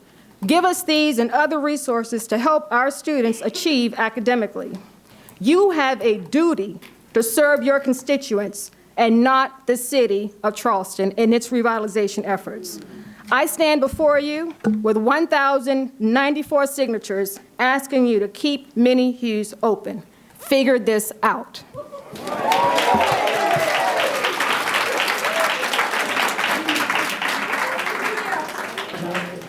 Next is Jimmy Moore, Charles Glover, and then Representative Robert Brown. Yes, I stand before you tonight to speak on child safety. Our children are rising too early in the morning to stand at the bus stop, and so much danger is there. Waiting at the bus stop that early in the morning, too many things are happening. Rapists are lurking at that hour, murderers. The distance that the children have if they're going to be bused to another school, if you close out a school, the distance that they have to travel, the traffic, accidents and stuff like that happen. I want to say one thing about the matrons on the bus. As far as I know, I'm new in town. As far as I know, we don't have matrons on the bus for our young kids. And we can ride down the street right now, and the police will give us a traffic ticket for not having a seatbelt on. Do we have seatbelts on the buses for the kids? No, we don't. So the seating, you know, the kids getting up too early for that. They need their studies. They need time, you know, to study and learn. Thank you. Thank you.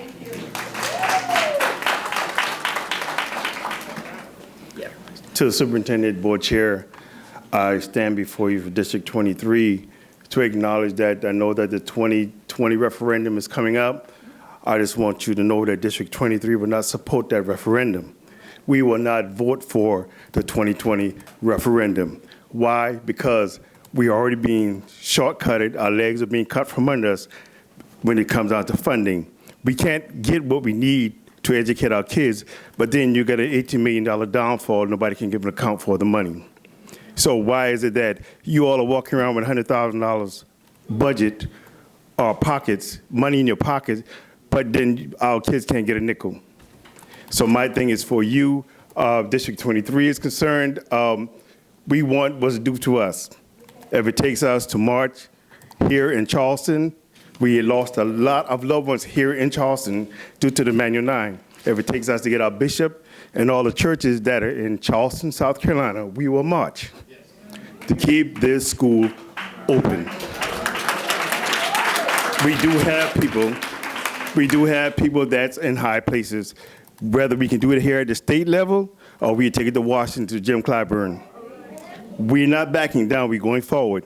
We're tired of being cut short of what belongs to us. Give us our 40 acres and a mule. Give it to us. This past due. And we will march. If it takes us to march in Charleston, in Columbia, that's what we have to do. It doesn't matter to turn back the hands of time, to go back to the 60s and the 50s. If that's what it's going to take, we will close our district. The State Department of Education will come down because nobody will be in school to be educated. We will march. All for one, one for all. Reverend Mack, I think we need to let Representative Brown speak as long as he wants. Yes, because we really do need to talk about some of this funding that we're going to need your help with. Yeah. only if you give me some help. Okay. Good evening to Chairman Mack, school board members, and staff.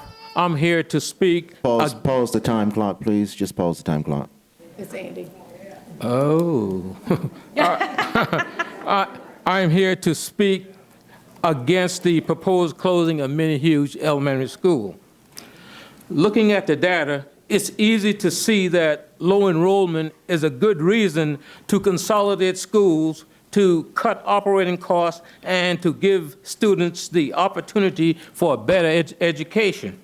But in the rural communities, you must give a lot of consideration to travel time, safety, and protection of our children and the community itself.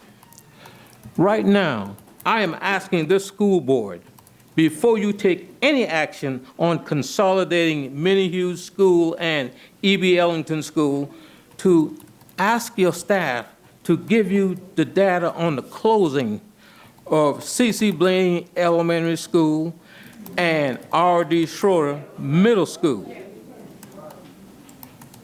Both are in District 23. We want you to ask questions like, did they close the achievement gap? How much money was saved in operating costs? Are students reading at grade level? How much have their test scores improved? How strong were their principals and teachers?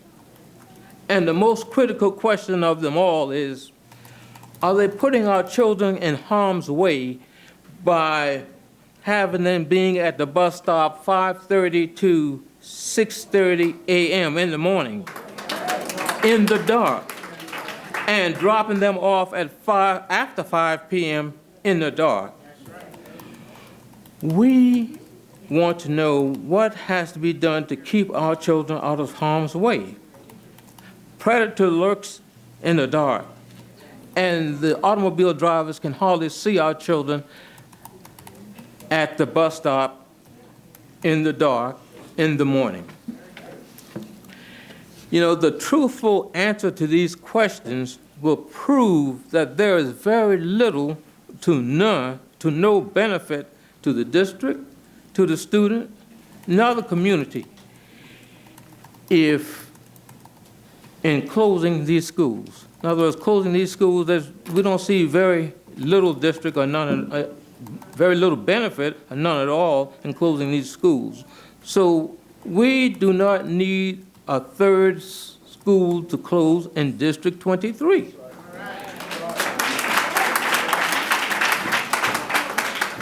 In the past, the fight to save our schools have been moderate. But this time, the third time, the District 23 Education Improvement Committee will be very aggressive in keeping Minnie Hughes School open. We are going to fight in this boardroom, we're going to fight in the courtroom and the ballot box. Our children deserve a good education without jeopardizing their safety and protection. If there's a problem at Minnie Hughes, fix it, but don't close it. We have enough schools closed in District 23 already.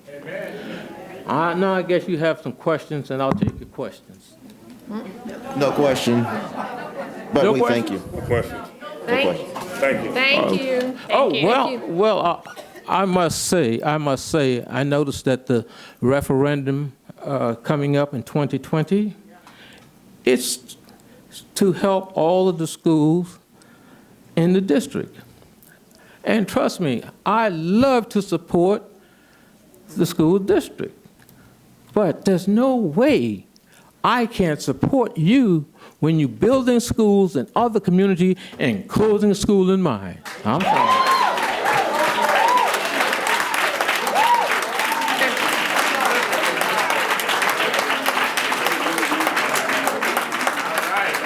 Thank you. Next is Margie Washington, then Brenda Bowman, and then Edna Nesbitt.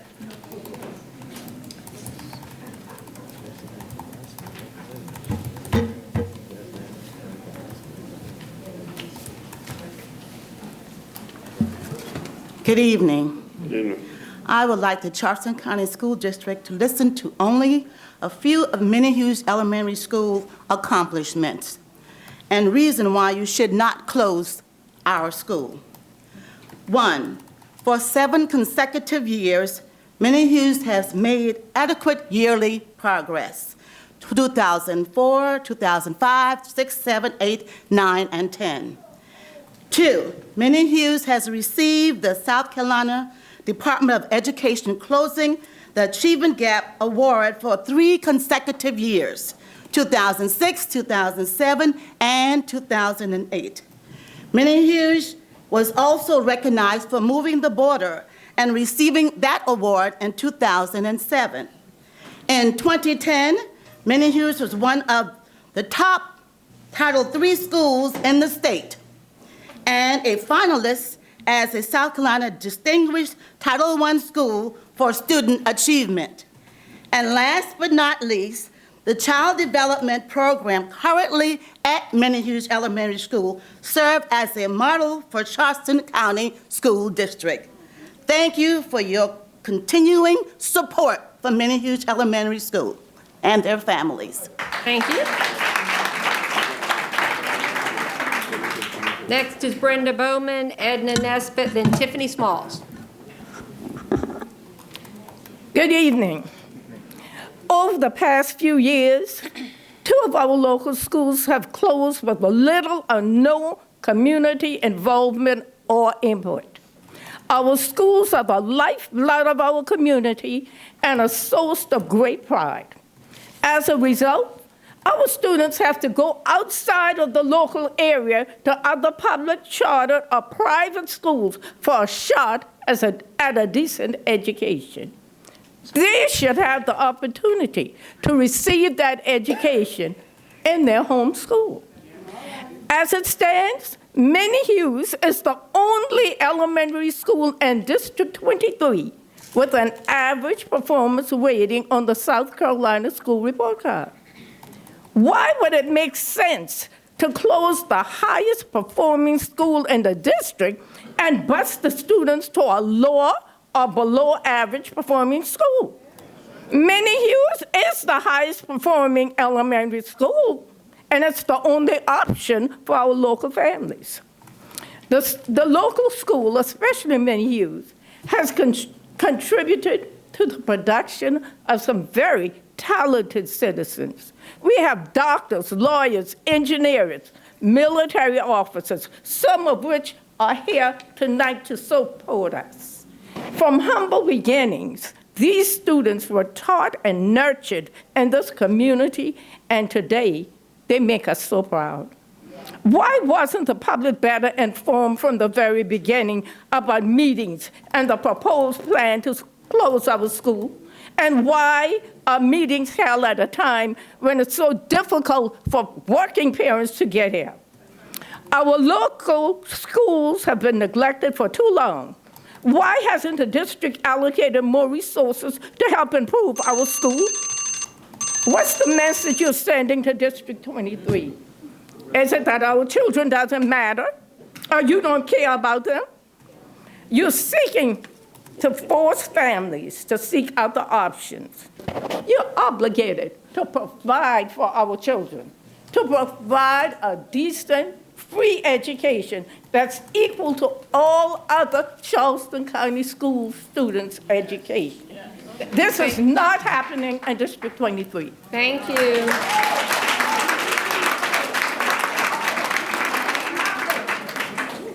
My name is Brenda Bowman.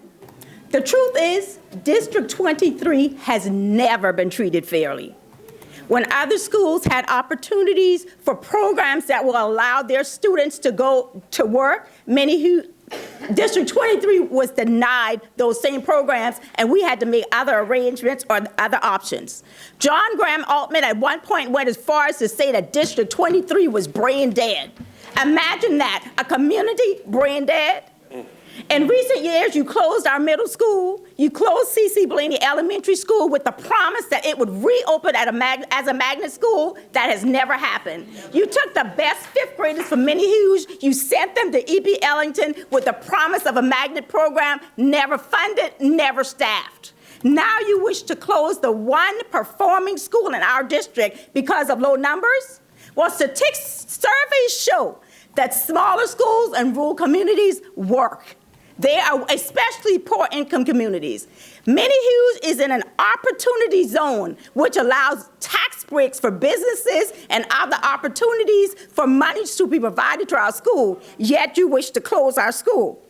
What is the advantage of relocating our children from a performing school to a non-performing school? What is the advantage? The truth is, Charleston County School Board, the District 23 School Board is sick and tired. We're sick and tired of being mistreated, misjudged, overlooked, and we are not gonna take it anymore.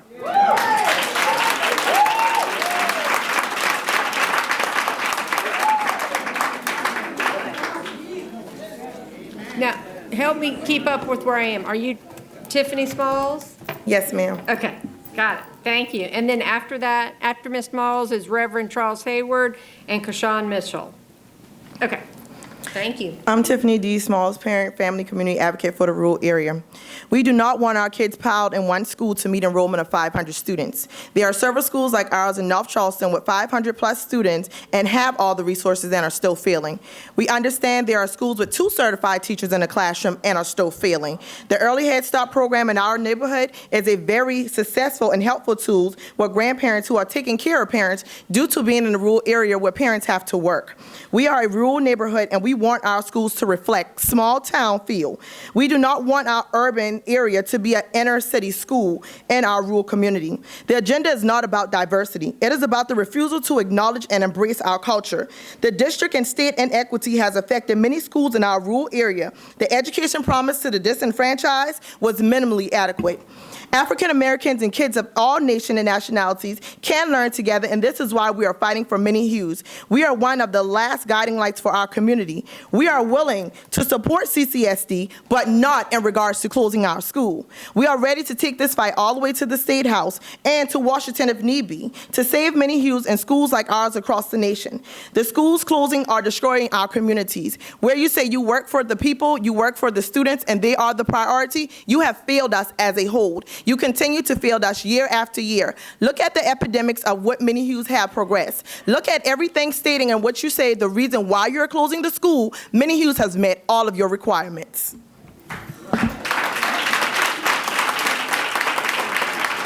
Thank you. Can I have that 30 seconds? Can you have her 30 seconds? She talked Before you pretty start the fast, clock, so. it's very, I trust that everybody sensed the difficulty of being forced to these 2 minutes because we are late arrivals to the process. And we speak at, 4,000 words a minute. But to the board, on behalf of the children and grandchildren of District 23, I stand to ask that you reverse your decision to close Minnie Hughes Elementary School. The history of closing schools in and service to the African American community is a painful legacy. House Bill number 2639 passed in the Senate and House of Representatives in South Carolina and became law on April 1st, 1835.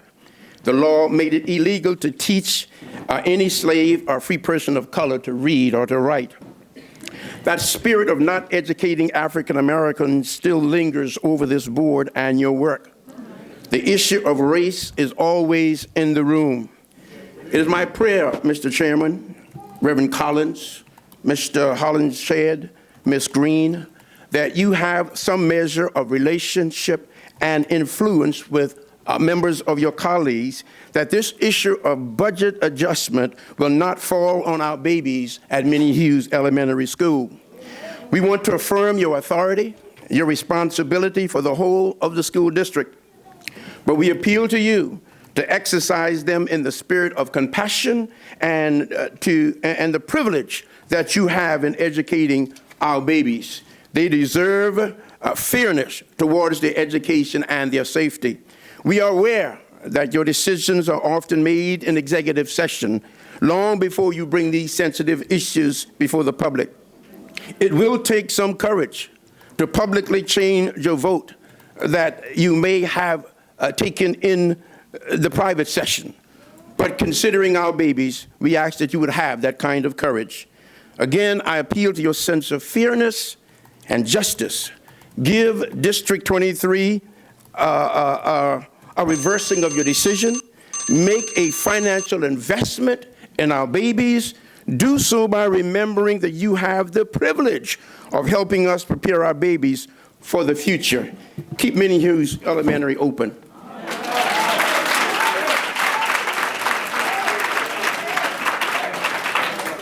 Next is Kashawn Mitchell, Sarah Phillips, and then Natalie Bennett. Hello. I'd like to take this time to piggyback off of the comments that were made previously and provide some specific details. To put this in perspective, just want to ask a quick question. Do any of you know how far it is to travel from 75 Calhoun Street to E.B. Ellington School? Yeah. And that's 17 miles. 17 miles. No one transports their children from downtown to E.B. Ellington. Do you know the distance from the McKinley-Washington Bridge going towards Edisto? That's where the E.B. Ellington zone begins. So to have students leaving McKinley-Washington Bridge to E.B. Ellington School is 23 miles. So you're asking kids to travel a farther distance to get to E.B. Ellington than you would have them leaving here to go to E.B. Ellington. Just to think about that. Someone else mentioned the opportunity zone. If you're familiar with the opportunity zone and opportunity funding and tax breaks and everything for investments, Act 388, I think it was made into law around 2006. In past years, our district was neglected because we had lower cost houses, mobile homes, things like that did not generate enough resources to your tax base. But now with businesses growing in our area and most of the revenue coming from increased property taxes, vehicle registration taxes, and businesses, I ask that you take that into consideration, that the entire opportunity zone outside of North Charleston, the only other opportunity zone is located in Hollywood in the area that covers Minnie Hughes Elementary School.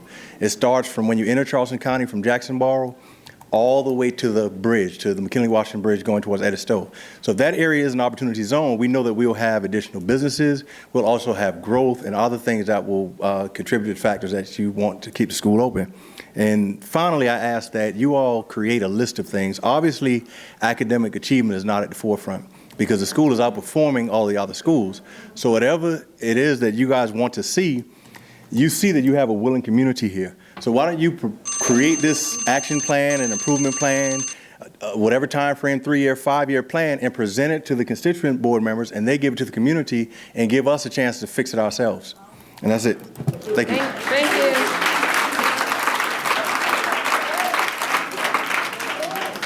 Next is Sarah Phillips, then Natalie Bennett, and then Larry Kabrowski. Hi. I'm a Memager parent of a first and third grader, and there are a number of ideas being considered that I have a lot of concern about. And my concerns are intensified because we don't actually have a permanent principal in place right now at Memager. Dr. Woods was a strong leader and advocate for Memager. She went on maternity leave over the summer and decided not to return as principal and instead took another position at the district level. It wasn't a surprise when we returned to school to see an interim principal, but there's been no announcement that Dr. Woods is not coming back and no word mentioned about finding a replacement for her. Now, consider the most recent proposal to move the Buse K-2 students onto the Memager campus, operating as a school within a school.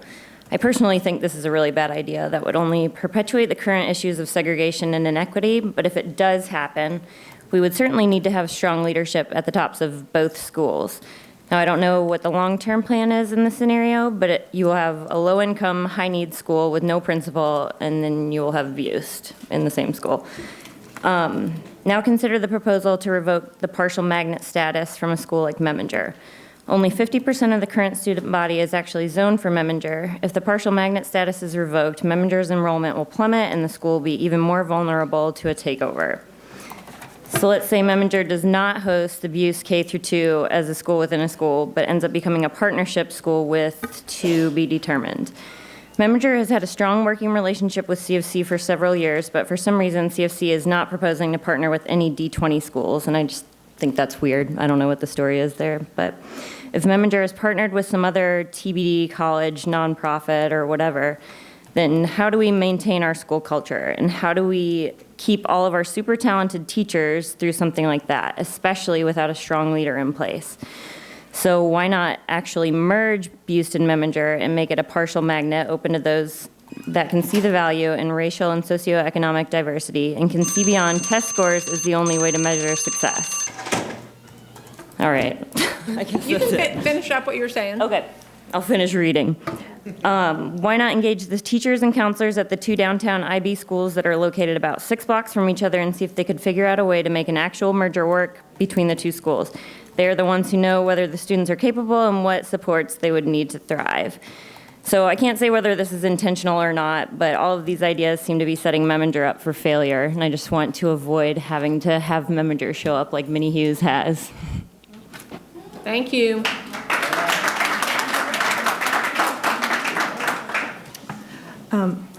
Good evening. I'm coming as a North Charleston teacher and a parent to discuss the proposed changes to CCSD schools. I see the desperate need for change each day in my classroom and in my neighborhoods, and want to support your changes. But these plans change week to week and are not clearly communicated to us. I am truly concerned the board plans to vote in November on plans that are missing clear implementation details and vetted research impacts. Due to time constraints, I can't list them all here, but I believe some areas we as parents and teachers deserve to know more details with enough time for us to review are: how are you planning to revise the student selection process for Boost, and how can that be vetted in 7 days? With accelerated schools, you mentioned, with the acceleration schools, you mentioned greater autonomy for greater results. We need exact details of what this autonomy we are giving away might be. How will you revamp gifted programs to get the 5% at each school? Are you using more money, or are we lowering or changing standards? For the academic magnet program, you mentioned targeting the 2.5% of students in 6th grade to ensure they're ready by 8th grade. How will you know which 6th graders will be will be the top 2.5% in 8th grade, and how can you support them? How will you have a K-2 Boost within Meminger? Are you merging the programs together, or will they be separate? And if they're separate, how can that be best for anyone? And how will you get community feedback for any and all of these proposed changes with only 1 week turnaround? Change is needed, and some of these proposals may work, but clear details and more research needs to be done and shared with parents and the community before a vote is shared takes place. Please listen to the community and teachers. As a CCSD teacher, you ask for excellence from me each day in my classroom and from my students. I'm asking for the same from you before you implement any of these changes.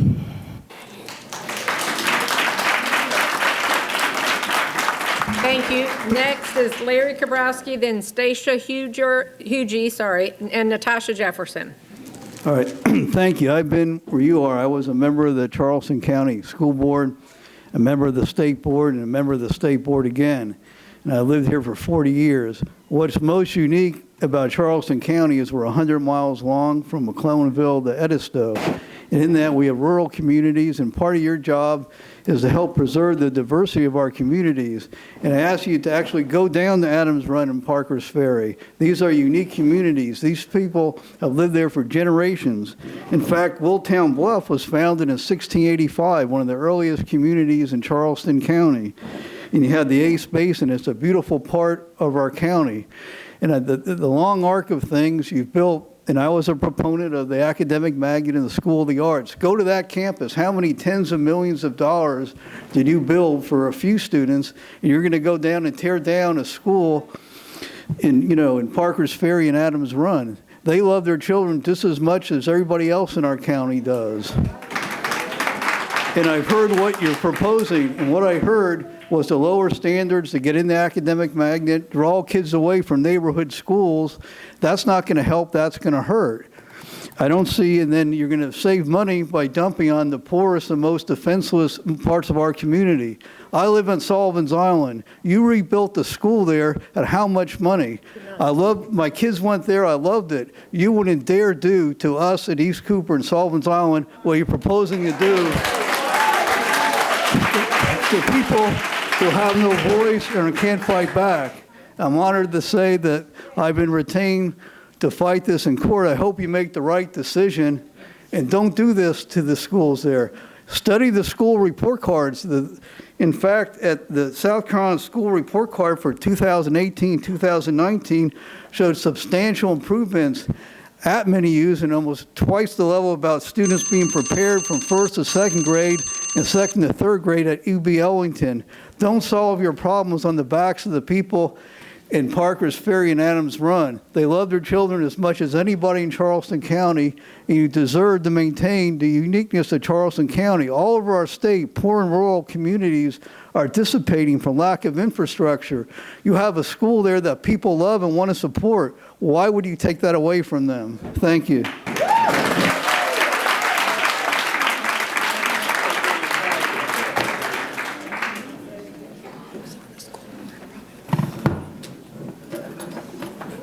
I'm sorry, go ahead, Stacia. Good evening. You probably recognize me. I spoke to you guys a few weeks ago, and it just seems like my problem is not being heard.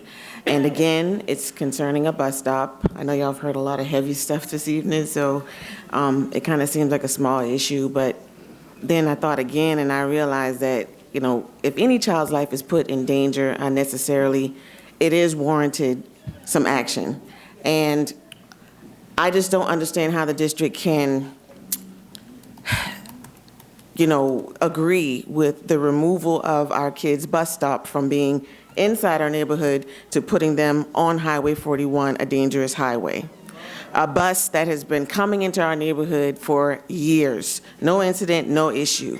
We've had a great bus driver step down because his heart aches seeing those kids get on and on that bus at 6:30 in the morning when it's still dark. Dangerous, okay? And then having to put them off in the evening times. Parents work. They're not always going to be there to get their kids off the bus. So you need the bus stops to be at least within eyesight, for the kids to get home. Okay, 0.7 of a mile is the distance these kids have to walk. And when I first made this request, I was wanting the middle and high school bus to just come in and drive the same route the elementary bus was driving. But instead, they stopped the elementary bus from coming into our neighborhood. Now all of a sudden it's unsafe. Don't they check these bus routes every year? How come our neighborhood was safe this past summer for the review, but overnight, our whole neighborhood's unsafe now for a bus to enter? It just doesn't make any sense. Now, I have spoken with the district, and I was told that they don't like buses backing up. But I know for a fact there's multiple very nice neighborhoods off of 41, buses back up all day. Multiple times. Those kids are practically put off at their doorstep.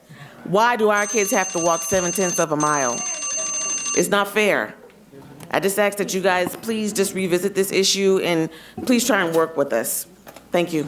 Thank you.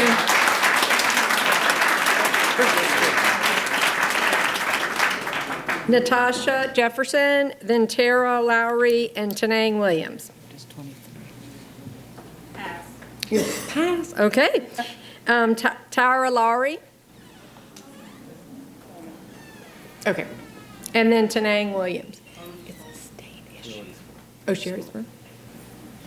Oh, that's right. Sorry. Hi, my name's Tara Lowry. I'm a District 20 parent. I also, I've had a kid graduate from Charleston County School District, and I have kids in elementary school. I'm sitting here listening to all these conversations, and y'all are still the same as you were 12 years ago. And that goes back to 40 years ago, and God, probably 100 years ago. You continue to close schools, not open anything up that's good, get rid of neighborhood schools, and you're endangering kids on the highway. I mean, guys, come on. Change is good, but you gotta take care of what you broke. I'm really here because I've requested a FOIA for the financial analysis for District 20. It wasn't done. There isn't one. So I understand that you guys are coming up with all these plans that change week to week, but you've never done a financial analysis. So let me remind you of years ago when there was a request for a financial audit. In October 2015, there was the forensic audit. In 2018, you guys tried to approve a $34 million for a football stadium. And just in April of 2019, you guys were on a fiscal watch. I want to know where our money's going. Every taxpayer deserves to know where our money's going and why it's not going to certain communities. And the fact of the matter is, the CCSD has historically put the African American community on the backside. And as I'm listening here, it's still the same. Exactly. But it doesn't matter about how they change. You guys haven't changed. Whoever changes on the board, it's the same behavior, different players.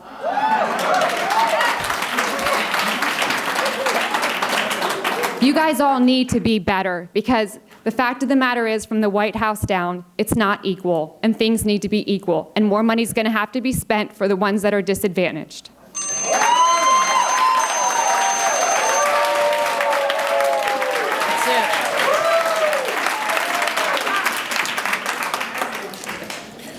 Okay, thank you for your public comments. At this time now, just want to remind all board members about our upcoming board meeting, November the 11th, the Committee of the Whole meeting.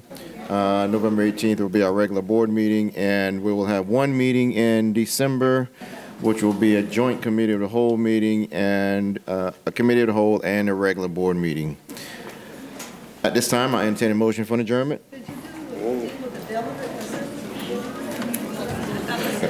It was on consent. Consent. Yep. So moved. Meeting's adjourned. So moved. All right, gotta go.